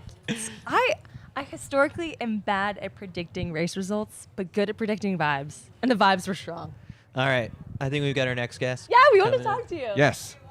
Sam, you want to come too? Okay. I'm going to do a workout in like 2 minutes. Okay, All right, perfect. We've got 2 minutes with Corey McGee. She's got a workout on deck. Oh, it's So weird. Corey. Like that. There you go. There you go. PR today. Yeah, I ran a PR. The last day of your 20s. Yes, I turn 30 tomorrow. Oh man, yeah. the 20s have been really good too. I know. Yeah, it's been a good day, so way to close it out, I guess. Yeah. Congratulations. Thanks. How do you feel about this is opening up earlier in the season with a personal best? Really happy, yeah. I ran, so do you mean like you running 4 today flat? being early? Yeah, today's early. Yeah, it's early. I know you've done a couple races. Yeah, but so this was my 3rd race, but I started off with a quick 800, which I was like really happy with. And then I feel like Birmingham just being like similar weather to this, but like even a little bit colder, it was kind of misleading because I was like, you see 4:08 on the clock, but I was like, I don't know. I feel like that was like a 4:03 effort. So today was like just, I guess, kind of calmed the nerves a little bit because I was like, okay, that's like where my training indicates that I was at, but I just hadn't like, there's one thing to do something in training, but it was like nice to actually have a good race and like see the hard work and I don't know, see a race result that matched, I guess. So Faith comes into this race and does her own thing, and you guys can see that happening in the front. So I guess like how were just kind of like the dynamics playing out in that chase pack, and how did you go about like navigating sort of like the race that you wanted to run? Yeah, I think that actually it's funny. I was laughing with Emma last night. We like kind of say that I have goldfish mentality, which is like I forget things really quickly. Okay. So I like will go into a race like today, and I'll either like be just like suicidal and run like a 57 the first lap, or I can like be smart and run a 65. Like Monaco? Yeah. So I have this tendency to kind of like forget what I should or shouldn't do, like even though I've raced the 1500 hundreds of times at this point. But I feel like today it was just more of like focusing on some other Americans or like some other people who I feel like were more of like I can key off of them, and that helps me a lot in races to not like get too caught up in exactly what everyone is doing, but just more look at like maybe 1 or 2 key people. So today I kind of went into it like, of course I love racing with Ellie because she's very smooth and consistent. So when she was in front of me the first lap or so, I was like, this is a great place to be. But then also someone like the likes of Jess Hull, where I know she's obviously in great shape, but like if I could like key off of her a little bit, and like I didn't see her much during the race, but I guess there were like people like that gave me some like a sense of calm instead of thinking like, what's Faith up there doing? Like I just honestly didn't even think about it once. Yeah. Well, you got rewarded with a nice PR. Yeah, a little one, but yeah, it was good. Well, we're going to let you get to your workout, but I think the last thing we want to ask you is, all right, you had an amazing time at Hayward Field making your first Olympic team. Yeah. You're going to be back here at USA's in a couple of weeks. What's your message to Hayward? I love New Hayward, I will say. I always feel like so happy racing here. I think just like having memories from going back to like even being a youth and racing at Hayward, and then college memories, and then now as a pro, it's just kind of like I'm not a Duck, but it feels like home. So yeah, it's always good. That was almost some blasphemous things for the Gators right there. Almost dropped. Yeah. What are you going to do for your birthday tomorrow? That's my last question. That's my real one. I'm flying back to Colorado at 5 a.m. just so I can like make the most of the day. Wow. So I'll be awake for like 24 hours. Hopefully I think. PJ proposes. Be the big birthday present there. Wow. PJ! Wow, If PJ's watching after the final half. I know, that's the real Come on, question. PJ, now's the time. PB, an hour ring. Come on. Out of control. No, it will be a great day. Oh, well, happy birthday. Enjoy your post-race workout. What's on deck? I have no idea. Joe's right over there, probably thinking something maniacal. So right, I well- head to Rome in a few days, so I have to get a workout in. Yeah. You're jet setting all I around know. the world, getting the reps. The Diamond in League before- circuit. I for- want to for break USAs. 4 before USA's, so. Yeah, I like that. Call your shot. Get a Love it. taste of it, Thanks, so. Court. All right. Thanks, Corey. Thank you. All right. See you, Corey. Sam Parsons. That's our last hug in my 20s. That's so dramatic. So- Too many feels. Sam Parsons. It's the last time Corey's gonna talk to me now after doing that. Right, you really put her on blast here. Yeah. So, how does a meet like this compare to the Delaware Mile Challenge? It seems like nothing in the world can compare to the Delaware Mile Challenge in your book. Yeah, that was a special race just because like there were so many loved ones and everyone there. Yeah, and it was like really fulfilling. But like getting to, do the little 360 on the starting line today and getting to soak in, that Hayward feeling. That's the top of our sport. So. That's super special. It wasn't quite as special as looking into Biden's backyard. Quite literally, Biden is actually like right next to the house. Like when we. Oh wow! Yeah, That's a fun fact. We used to like it's called the Downs Loop. It's like a mile grass loop, where we used to do like basically all our workouts and like we would cut through the woods and like run in their backyard. We had a huge backyard, and we would see Jill in the backyard and everything. So I've seen Biden at the driving range a few times. Back when he was just a senator, so yeah. That's so boy. funny. All right, so coming out here today, what was the goal, and how are you feeling about the race? Yeah, I had strep throat last week, and How do you get some knee strep throat pain. in Strep 2022? of all things, strep throat. Man, yeah, it's funny because like I thought I had COVID after sound, and I just like felt like crap, and I went to urgent care, got checked for everything, and it was negative, flu, everything, and they're like, we'll call you if we think you have anything. So then I called back after like a week. I'm like, hey, I still feel like shit. And then they're like, yeah, well, why didn't you pick up your antibiotics? And I was like, what antibiotics? So I found out I had strep like a week later. I guess I talked to too many fans or I was going to say, young that kids is after kind of a sound. younger school Yeah, thing, I so it makes know, sense. I know. I don't think I've had strep since college, so that was definitely a nice ego check there. Oh, Miles just went off. Yeah. Let's go. It's the bestie in the house. Yeah. Who's your pick? Who's your pick for this this mile? The Spider Chariot. I was talking to him yesterday at dinner, and I was telling him he's got to change up his celebration, not just the fist, but like something a little more iconic. Oh, let's see if he like, does it. I was like telling him to do like a spider motion or like doing like Spider-Man or something. Shake things up a bit. What is it? What is the process for you for German champs? It's the same as USA. It's is just it top 3 automatically go, or is there a provisional spot? How does it work? Yeah, it's the same thing like USA's top 3 at championships, and either have enough points in the ranking system or have the timeout right. So stoked with today, running consistent. Definitely just need to work on that speed endurance at the end. I'm just losing that last like 5 or 6 seconds just because I can't just trust myself to just fucking go with like 600 to go and think I'll be okay. You know what I mean? And like today, I definitely just like got complacent at the end, being like, oh, this is a good race, instead of having that like fire to be like, no, I gotta give it everything, absolutely everything, So that's definitely stuff I need to work on, like mentally to kind of have that last thing, like aerobically, everything's there, legs feel great, healthy, So it's just about kind of having that last bit of like fire in the belly to come back, And I think just kind of coming back from injury and being consistent again, just race by race, I'm like slowly getting that real fire back again. So hopefully it'll just keep building, as the season goes on. Have you gotten to the point where you've forgotten, because you were out for quite a while. Yeah. I love the point of coming back from an injury when you forget about it. Yeah. And you've gone maybe like 2 weeks, 3 weeks, Sure. and you're like, wait a second, I haven't thought of that. Yeah, that's one of the funnest things. Yeah, it's crazy because it was like 2 years of feeling like every time I would kind of like take a step and my heel would just like kind of like drop to the ground and the Achilles just like wouldn't catch it. You know what I mean?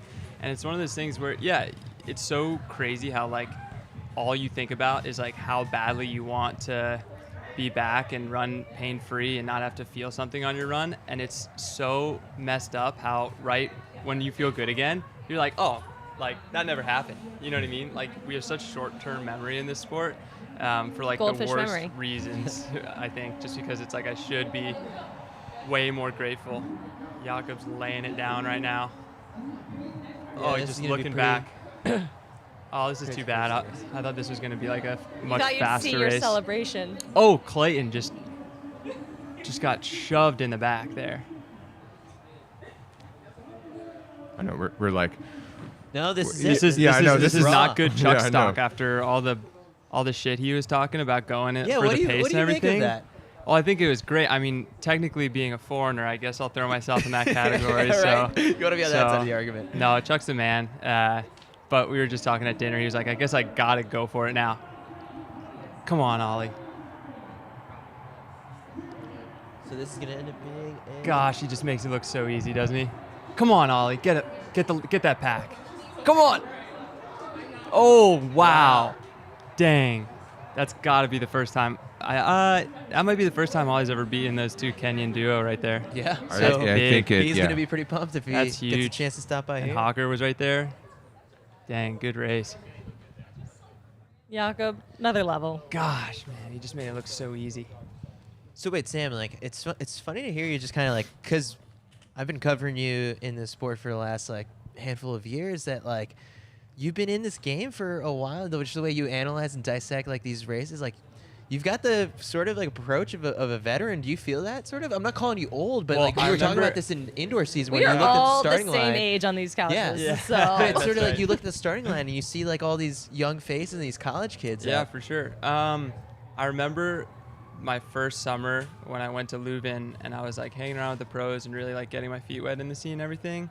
I remember Merbert saying like, you're a veteran in this sport when you get on your second contract. Like that is considered like a veteran in the sport, at least from Colin Merber's terms.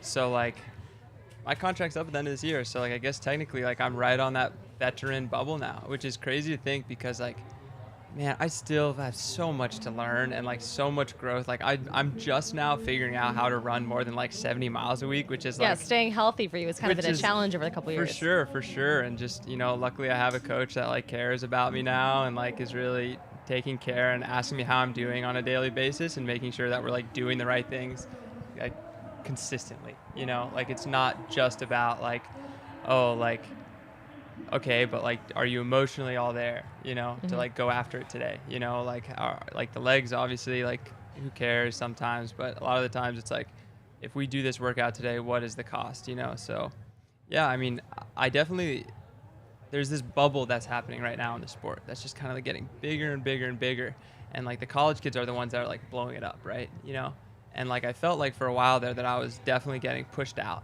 by that bubble, where I was like, man, like these young kids are running so quick, and like I'm getting pushed out of the game, and like they're all like the ones really blowing it up right now. And to be back at a Diamond League and like score my first point, I'm gonna write home on that one. Maybe I'll sneak into Zurich, who knows?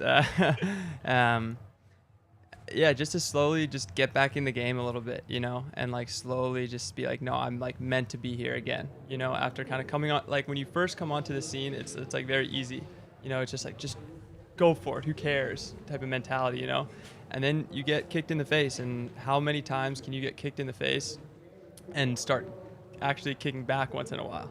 And I feel like this is the first time after 2 years where I'm finally like kicking back. So I'm proud of myself for that, to not, yeah. So we'll see. I mean, I still have a lot of decisions to make after this year. Like I'm definitely looking to get a job, like I want to start my career. So I'd love to be able to, if it's a Nick Willis type of route where he's like working for the brand and still doing some running, I just would love to, get some insurance, you know what I mean? Like I got to pay for insurance myself, like it's like there's all these little things now where I'm like, man, like this contract isn't quite enough to like pay all the bills anymore, and I need to do something else to like actually start having investments and like think like a big boy and everything. So it's definitely will be an interesting chapter next year, and like we'll see where the chips fall, but right now I'm just concentrated on running fast and enjoying it, because if Eugene, hopefully, and then Munich Europe champs are like the curtain call, and I can like walk away and still stay in the sport, but maybe in a different capacity. You might be on this side of the couch. Right, yeah, right here, it's waiting for you. Yeah, exactly. Like I want to keep helping and pushing the sport in the own thing. I just need to figure out like if it's going to be at that same, level. Yeah. Yeah, we'll see. So, I mean, obviously with like Tinman Elite, you guys have done such a great job of engaging like the younger generation of fans that I guess like for now, it's been how many years since like it really? Yeah, I mean, it was 2018. Yeah. So you've possibly got a high school kid maybe making its way through college that in the next year or two, you possibly can see the first ever like Tinman fan end up being a part of like the roster coming out of college. Like, is that? I was just cooling down. I just caught a few miles with Caleb. He's the Oregon kid who ran the 1500, and he was telling me, he's like, man, like I've been watching your guys' channel like for the past like 3 years, and he's like, he's going to college next year, and he's like one of the top high school kids in the country, and it's like he was asking me all about like running professionally and what it's like and what are the steps and everything, and I'm like, man, like when I was a senior in high school, I was not thinking about professional running at You're like, all. you didn't even know that existed. Like I was thinking about like, where I could get my first beer in college, like, so it's that is really cool to like see that type of thing. And that was a huge goal with Tinman Elite, was to build the foundation strong enough that it did last past the Sam Parsons and Drew Hunter era, that like we can go off into the sunset and then a whole new group comes in. And I think like with Joan and Mark Hunter being just such amazing, selfless people that they are, they're going to keep coaching no matter what. And they're all moved into Boulder, and I think that they're all in on it, and I'm just excited. And, I'm really hoping we get some new recruits and new blood and some new life into the team because I know we need it. I feel like there's not enough of also like, the teams putting out there, like this is a moment like where a coach in any sort of other sport would be like, here's what we got playing tonight, and like here's what is coming up over the next couple days. So like for you, I guess like this is your chance to kind of sit here as like one of the guys at Tinman Elite. Like what's everyone else got coming up in the next couple weeks? I mean, obviously you're focused on German champs and maybe another Diamond League here or there, but what has everyone else got in store over the next couple weeks? Yeah, I mean, like, to be honest, it was like a really rough month for us this past month. Like Drew's trying to figure out like long COVID stuff, which is just kind of like just dragging, and it's tough where you see guys like Stewie and more guys that are kind of trying to figure it out, which is super hard. And Drew's such like a heartbeat of our team, to see him try to put the pieces back together again, is tough, but I know he's going to keep battling and figure it out. And then with Goose losing his father, just having to say bye all of a sudden, it was like so heartbreaking and like so emotional, and we are so close as a team and friends that like all of a sudden for him to just pack up his bags and leave, and I don't know if he'll come back, you know what I mean? And it's like to all of a sudden like lose like your best friend and training partner and someone that I had planned to go do the Europe circuit with this summer, and not know what's going to happen because he's got to take care of his mom and his younger brother and sister now, and it's just one of those things where like it kind of put everything into perspective for us really quickly, where we're like, wow, like we got to take care of this kid and make sure he's okay and not even think about running right now. But at the same time, it's like this is the heart of the season where guys still need to get their qualifiers and everything. So we got our steeple guys going to Music City Distance Classic. Hopefully they get standards there. And then, yeah, that's about it. And then just keep Simple cranking as on. that. Portland Track Fest, hopefully we'll go there, put on a show there. But yeah, just keep it cranking, have some fun. I think we all want to go to Europe this summer and do some fun races there too. We got to bring back the Europe circuit, man. We really What do. happened, man? I think Mac and I were talking about it before. It was COVID happened. Yeah. Budapest, I think, will be good next year because everyone will want to go to Europe beforehand, and then it'll be a really great summer. But Yeah, it kind of died. it's crazy. It That is was nuts. That was a thing. cornerstone. That was a of, thing. Leuven was the the spot. scene. That's why I wanted exactly. to be pro. I was like, I should want to go to Europe all summer. I know, exactly. Oh, wow. I mean that's where I fell in love with running, was like getting to be around all these guys. And Charles Jock, I remember the first time. Mac, I don't know if you were there with us at the table that Mac day. is waiting to share. I remember my first time ever like really hanging out with pros like on the Euro circuit. We like sat down and we're in the square in Leuven, and comes over and like all the guys are drinking. I'm like, wow, all these guys are drinking beers and they got like a race on Saturday. Like what? And I like, and the waiter comes up and I'm like, yeah, I'll take a Stella, And Charles Jacques was like, you order a Stella in Leuven? Like, what? Like, you came all the way to Europe just to order a Stella, like a beer you could get in, like, America? And I just, like, sat there just, like, shrinking. Like, you know what I mean? know. Like, oh, gosh, you know? I did the right thing. And no one had my back. Like, everyone just let me just get dunked on by this guy. So, Charles Jock, enemy number 1. I was just gonna say it's so different now. Like in 2013, that was the first time that I had met Chris. That's when the group almost got arrested outside of that bar in Italy. Yes. That's a long story. But yeah, there was no one had internet plans. No. It was all on this Wi-Fi that you had to go to the town center to get. Yeah. So everyone was forced to hang out and just. You had to be friends. You had to be friends. Yeah. Weird. Yeah, and it was a ton of fun. Yeah. I hope it comes back. I really do. And I hope like if it takes, some of the vets being like, it's Leuven. You're going to Leuven, like, yeah, we've seen the photos of everyone in San Moritz and stuff, and it's beautiful and all that, but like Leuven's where, the nitty gritty is. Yeah. That's where you put Well, in the I work. have to say we have to give a little bit of credit to the amount of effort that's gone to make domestic races happen. Yeah, I which, mean, that's great and all that, I think that's Yeah, why sound people running, went to chill Europe. out with those late summer races. Like, Yeah, we need to get ju- back to Europe. Maybe Sound needs to host some Belgium, some random That's- Corcheg. that's what I'm why he thinking. started it to not have that happen. We got Trials of Miles Houston or exactly, something yeah. like that. I think they might do it. Yeah. Oh, I could definitely see yeah, it. that'd be fun. It'd be fun. And we just need to get back out to Europe, but we've got to bring it back. Yeah. This is going to be great. We got the young gun versus Men's 100 meters. the man, Fred Curley Wait, yeah, himself. Sam. So like, kind of like,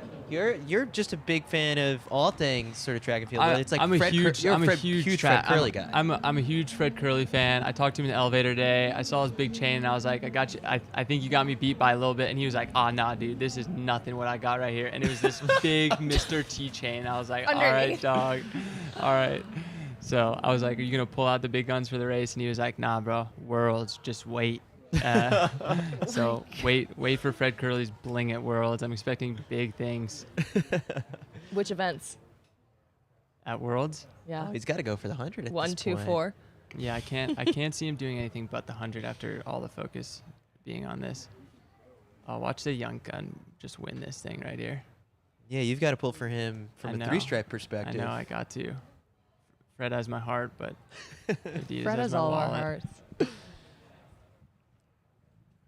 So pardon us taking a nice little 10-second break here. Oh, no, I had a tough start. Come on. Trayvon Bromell's Oh, about to spoil get the Coleman. party. Come on. Yes. Trayvon Bromell celebrated. Dang. Way in advance. Trayvon Bromell after the DQ in his last one. The last man Gosh, into the that field. was brutal watching him get DQ'd and have to get off the line in his last race. That was a long way to Oh. get DQ'd for 100. Let's go. That's hype. That was Fred our came pick on yesterday. strong. That was our I pick told you. yesterday. I think my first pick was Trayvon, and then I said if we could change my race. Fred came my in two second, twice. about to buy some more land. You know, Let's I will go. say that Buy Trayvon land. Trayvon Best gave Twitter account in the myself running world. and Jeff Cohen like the best masterclass to a block start yesterday.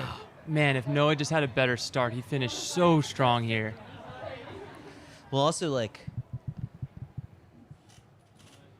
this is.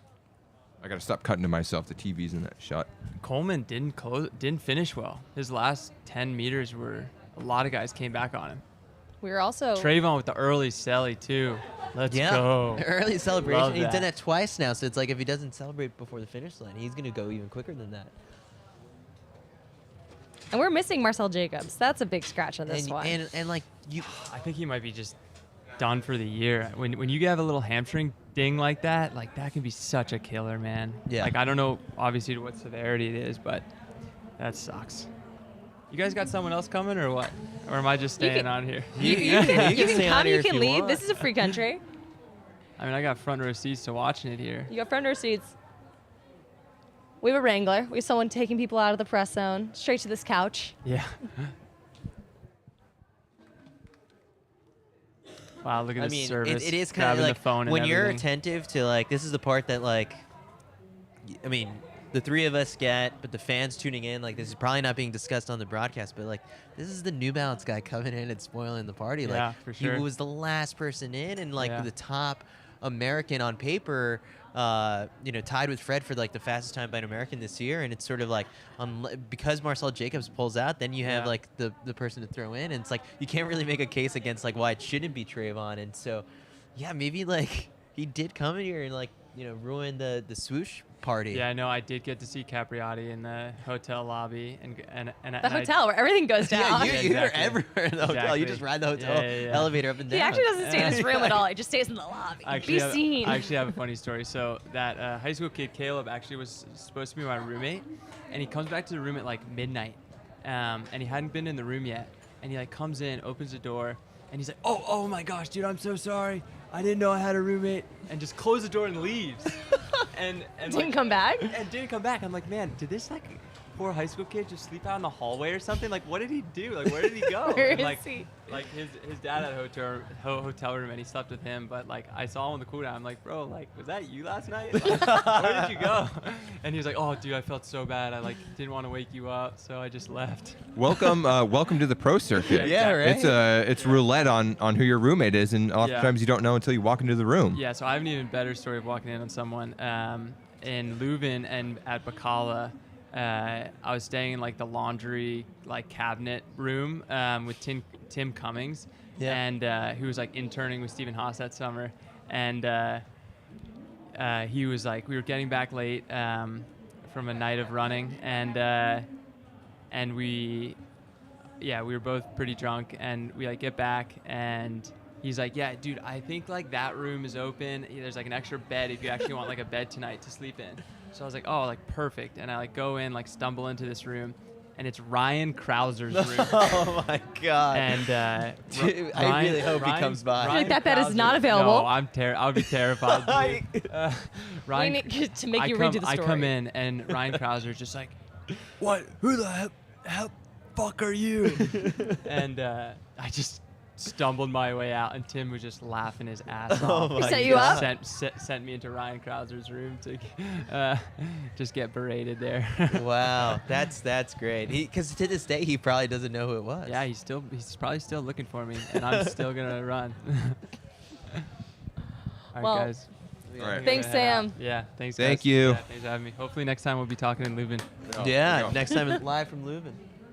Without Ryan Krauser. He can come. Thank you. All right. That's the pre-classic. Yeah, I think we're still gonna keep it rolling and get a couple more Come on, guests. Jake. Little PB. I just didn't have it in the last 250. You want to sit for 2 minutes? Give me 2 minutes. All right. Hey, good job, though.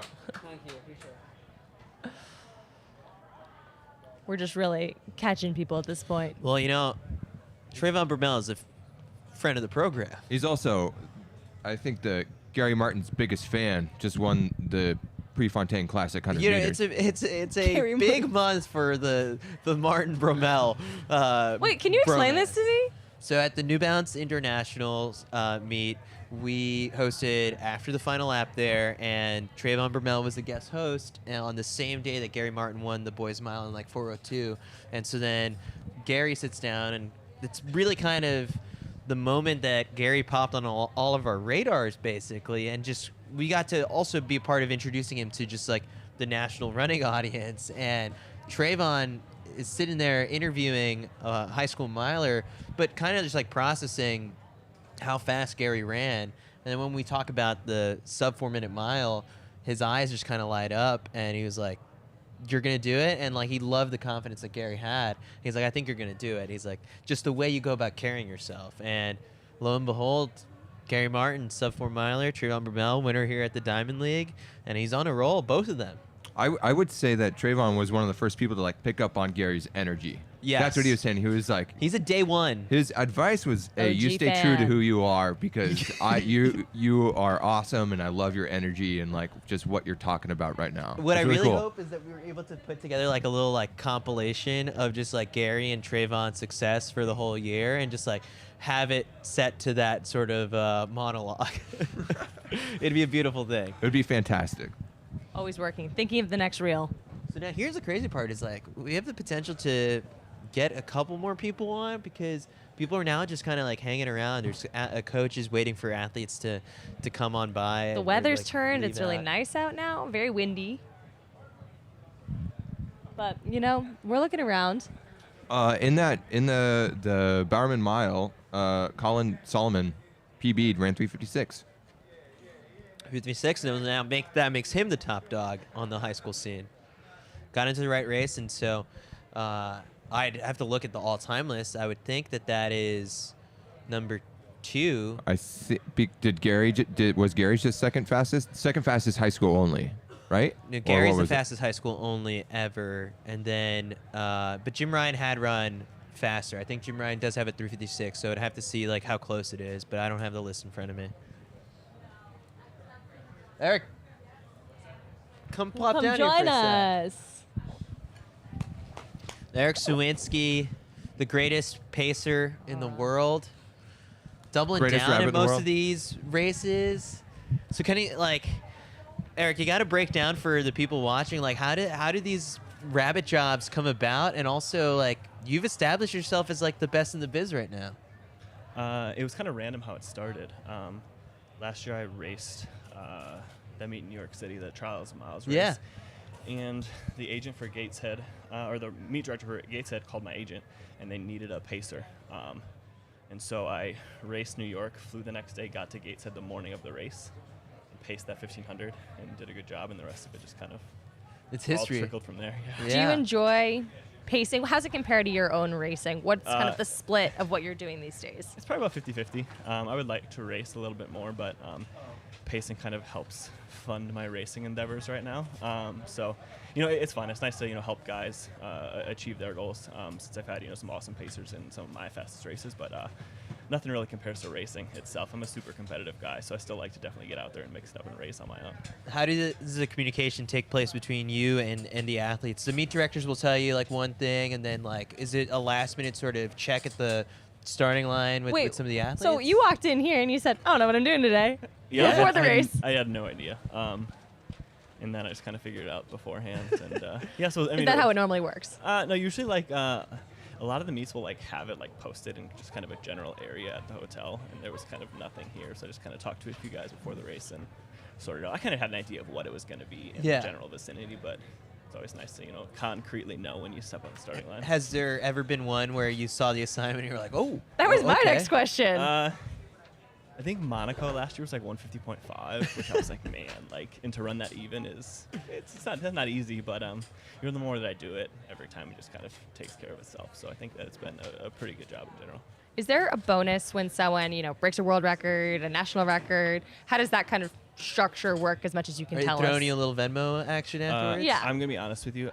I still have no idea how much I'm getting paid from when I paced Jakob indoors for the world record. I just kind of let my agent deal with all of that. Okay. And then when it comes through, it comes through. So I have no idea. You stay out of it. I stay out of it. I'm like, you're like, I feel like if I do the job, then, you know, I feel like they'll compensate kind me of appropriately. take care of itself. So yeah, it's not something that I really worry about. Yeah. So now kind of like looking at you as a competitor in the 800 this year, I mean, it's been interesting for you to have like the front row driver's seat to seeing the evolution of the U.S. 800 meter scene from like the Simmons days to now, you know, Donovan Brazier being up towards the top. So like, you've had the hard task of keeping up with all of it. So how is that? You know, how have you gone about sort of like keeping up with the young guys?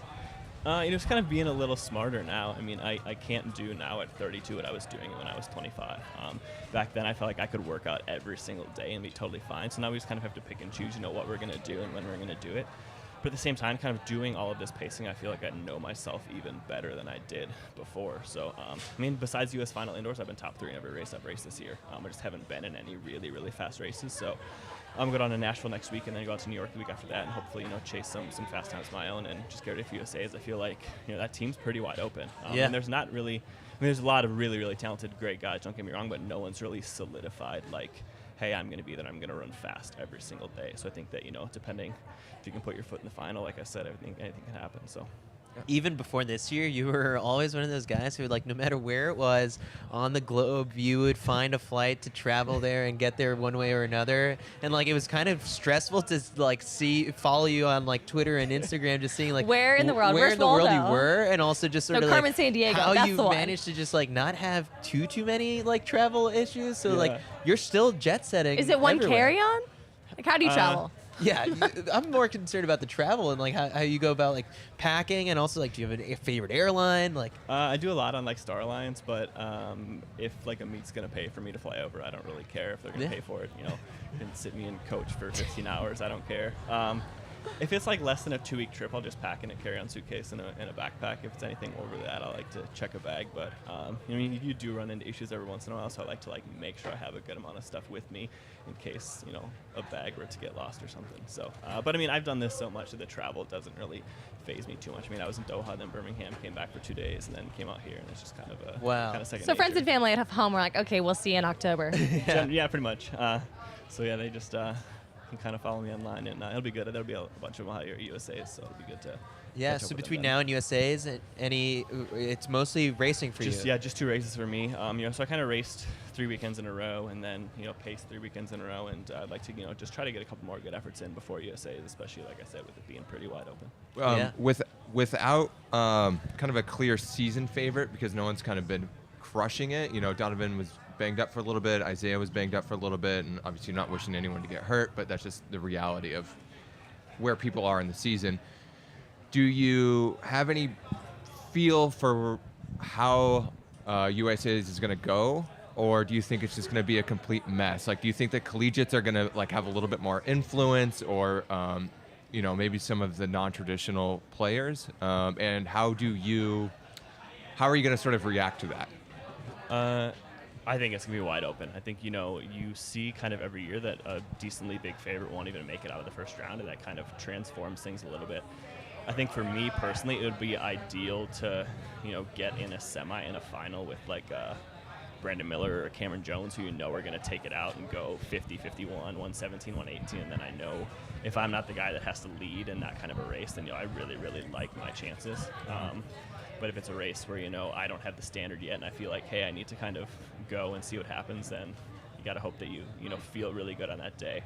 It's kind of thing. I mean, you're not going to feel good every day. I feel like personally there's like 2 or 3 races every single year where you're like, man, like that felt easy and I could have, you know, done something pretty special. You just kind of hope that you put that together, you know, on the right day here. So we'll see. I think it'll be definitely interesting to see who makes it through the rounds, who navigates it well, and that final I think is going to be really wide open. Yeah, well, Eric, you've seen so many different races unfold that, like, you've got the experience on your side, and so I'm Mr. sure... 800. I think you deserve that title. Yeah, exactly. So, Eric, wishing you all the best of luck in training over the next couple of weeks, and we'll see you back here for USA's and hopefully Worlds. It's a plan. Thank you, guys. Yeah, Thank you. thanks, Eric. Go, baby. Good luck. Yeah, thank you. Where are you running next? Music City? Music City, New York. Awesome. So I got to flight in like 3 hours, so yeah. See you guys later. See ya.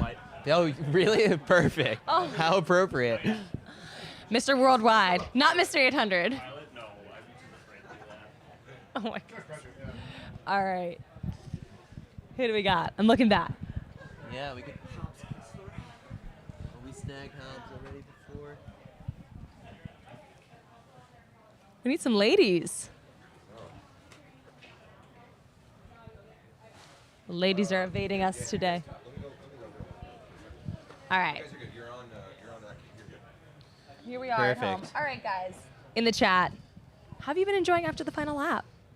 Yeah, It's well, been a I long think- one today. Well, also, like, yeah, we've been on for over 2 hours now, but also the viewership has increased, I guess, since the meet ended, because technically the show title is after the final lap, and so the, Well, it depends which the race. final lap is done.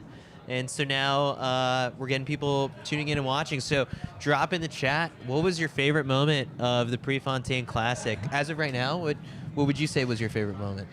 You know, we're in a tough. I wanted to watch, Yeah. but I was holding myself back from looking at everything.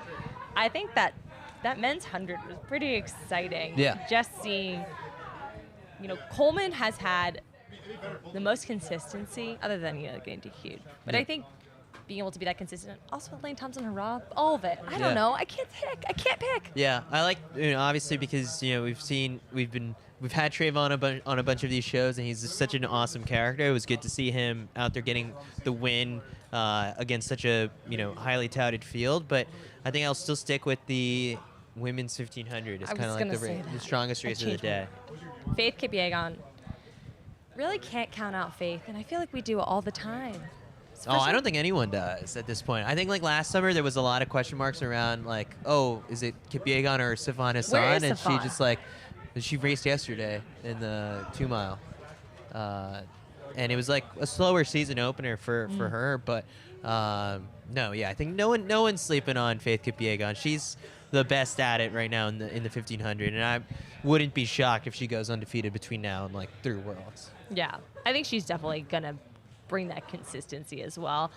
It's also interesting about the events we didn't see. So the Diamond League doesn't have every single event. No. And noticeably missing women's 400, which has been kind of a spotlight of Hayward, seeing our Dalilah Muhammad, Sydney McLaughlin matchup we didn't see today. The 400 hurdles, yeah. The women's 400 hurdles. So I kind of missed that today. Yeah. The 400 hurdles is going to be interesting this year because, like, obviously we'll see Sydney McLaughlin at some point, the Olympic champion, open up over that distance. But someone like Dalilah Muhammad already has the bye for the World Championship, so it might play into something more interesting where she runs the first round of USAs and then decides to focus on the 400 instead, just to kind of like mix things up. So because she has that auto qualifier. So I don't think we'll get the marquee matchups in the 400 meter hurdles until the World Championships. Yeah.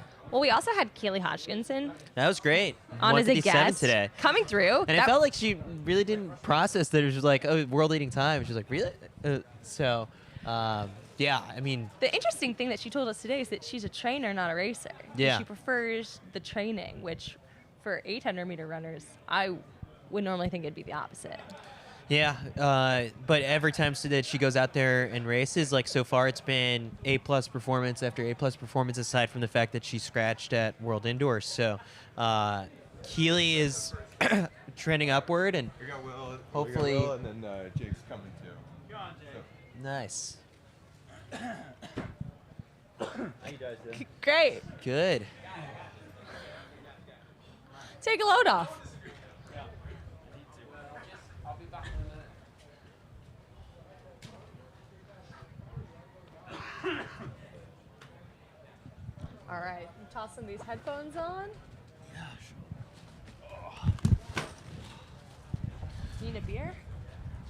I think that's the last thing I need right now. Thank you. Oh. Well, welcome to After the Final Lap. Thank you. Will, is that? 3:52:42. Yeah, big personal best. It is a PR. First time under 4. First time under 4 outdoors. Are you kidding? No. You broke 4 minutes. I didn't know Wait, this until grab I the looked at mic. start. All right, here you I go. didn't realize we were starting. I thought Oh no, we're live. We're live. Yeah. No, it's all good. It's all good. Yeah, okay. But it's low key. Yeah. So congrats on the first casual. time. Congrats on breaking 4 minutes. Thank you very much. Yeah, I mean.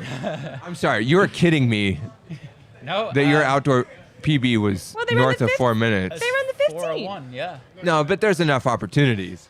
Well, I didn't know until I saw the start list, honestly. I was surprised that my PR was only 4:01. Everyone else is like, they let this guy in? Yeah, well, exactly. That was. But yeah, so, it's cool. At least I can say I'm a sub-4 man now, outdoors and indoors. So that's cool. So we saw the OTC guys up in Flag a couple months back, and so getting the base block of training done there. And so what have the last couple months been like to lead up to a 3:52? Yeah, I mean, for me personally, things have been going well. I think this year, for me, the thing that really changed was just getting a much more consistent winter in. So as you say, we were up in Flag, and for me, the big thing was I was fitter coming into Flag.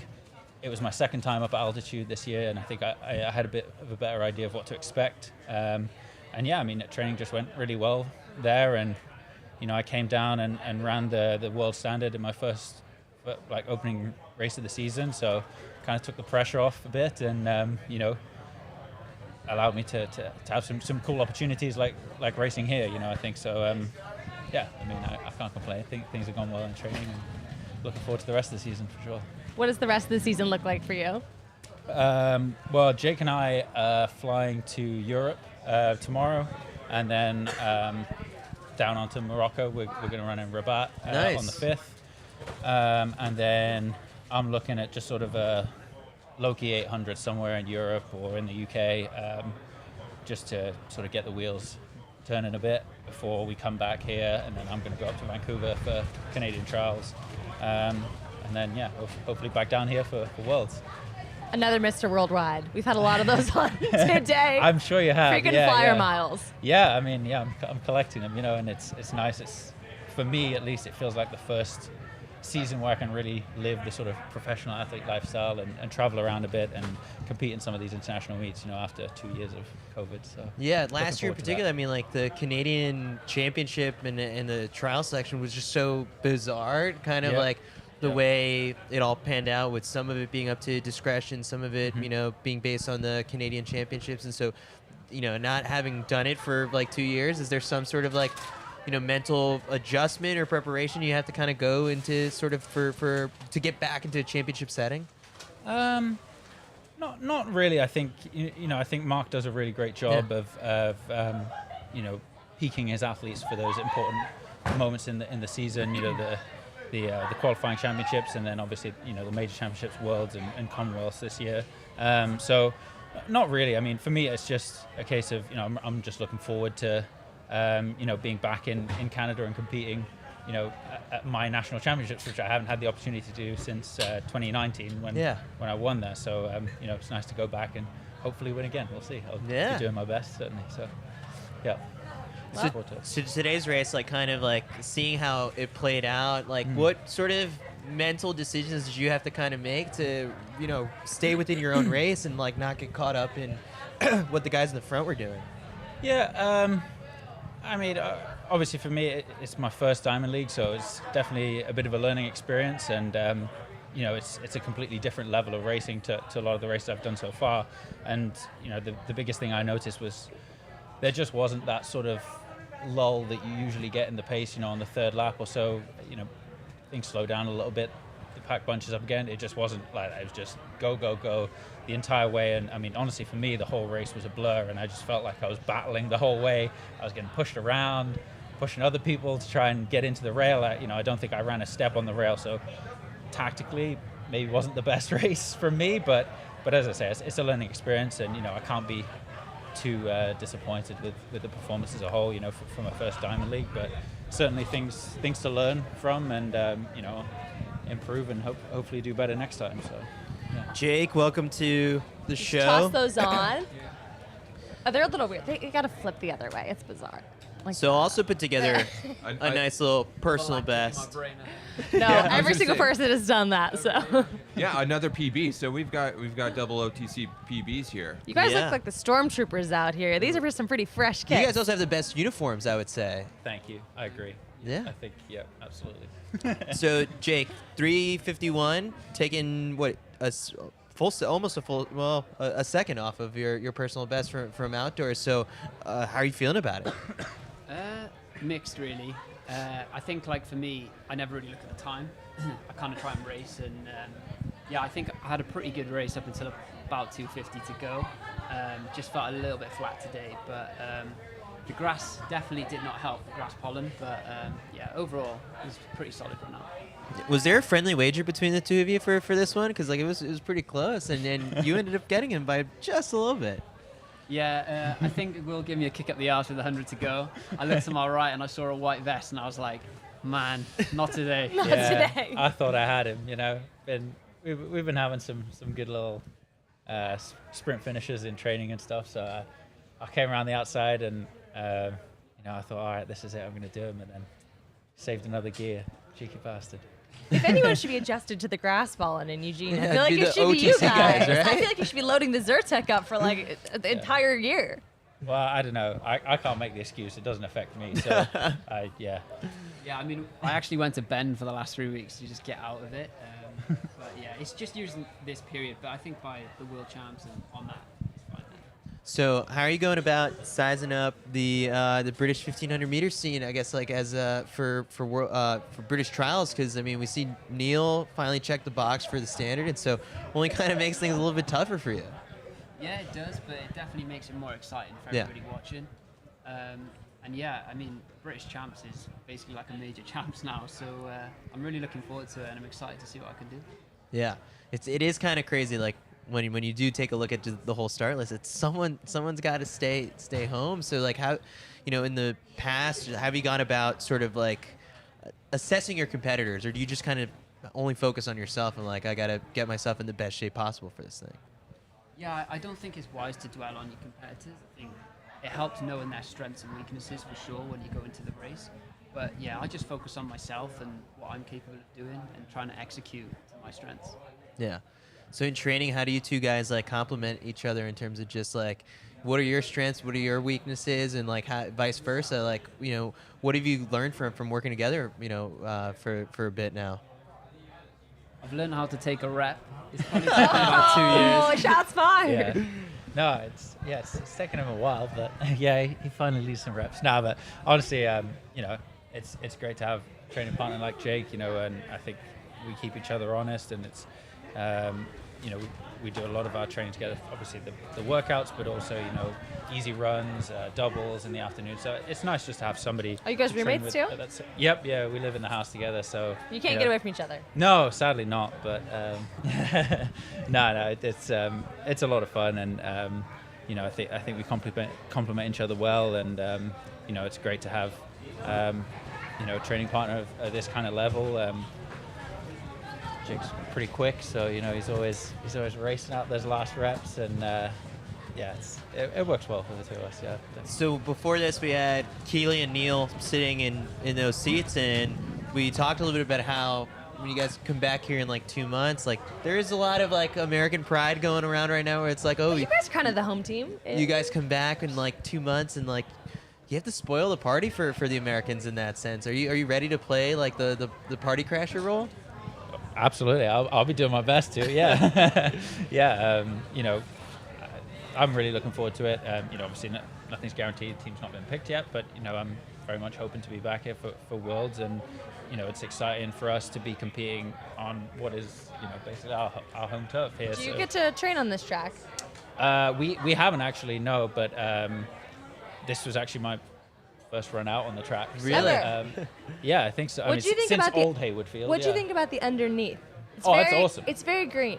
Yes, It's very like bright green. Very green, but I mean, it's a beautiful facility. I can't imagine there's a better track stadium in the world really than this one. So no, it's going to be awesome to be back here racing here for the World. So I'm really looking forward to it. Congrats, guys. Yeah, congrats, guys. We'll let you guys get Thank you on with cool down and join your teammates. But thanks for joining us. Hey, no problem at all. Sweet. Thank you. Thanks, man. Congrats, guys. Let's go. Cheers. All right, let's see. We see Cooper behind us. Oh yeah, open it up. You can celebrate. No one's taking it. Yeah, go for it. We got to go do a tempo run now. Oh, man. I see. That's why you sat for so long with us. Yeah, we're taking as much recovery as we can. Yep. Awesome. Good luck, guys. The wind is kicking up after the final lap. Cheers, guys. Cheers. It's really right. going. How many more laps we got? I don't know. Like we still got a bunch of people still tuned in and watching, and so we keep this going. If we get 1 or 2 more guests, I think 2.5 hours. this is our longest edition of After the Final Lap. My voice is going. I'm one with this seat at this point. Yeah.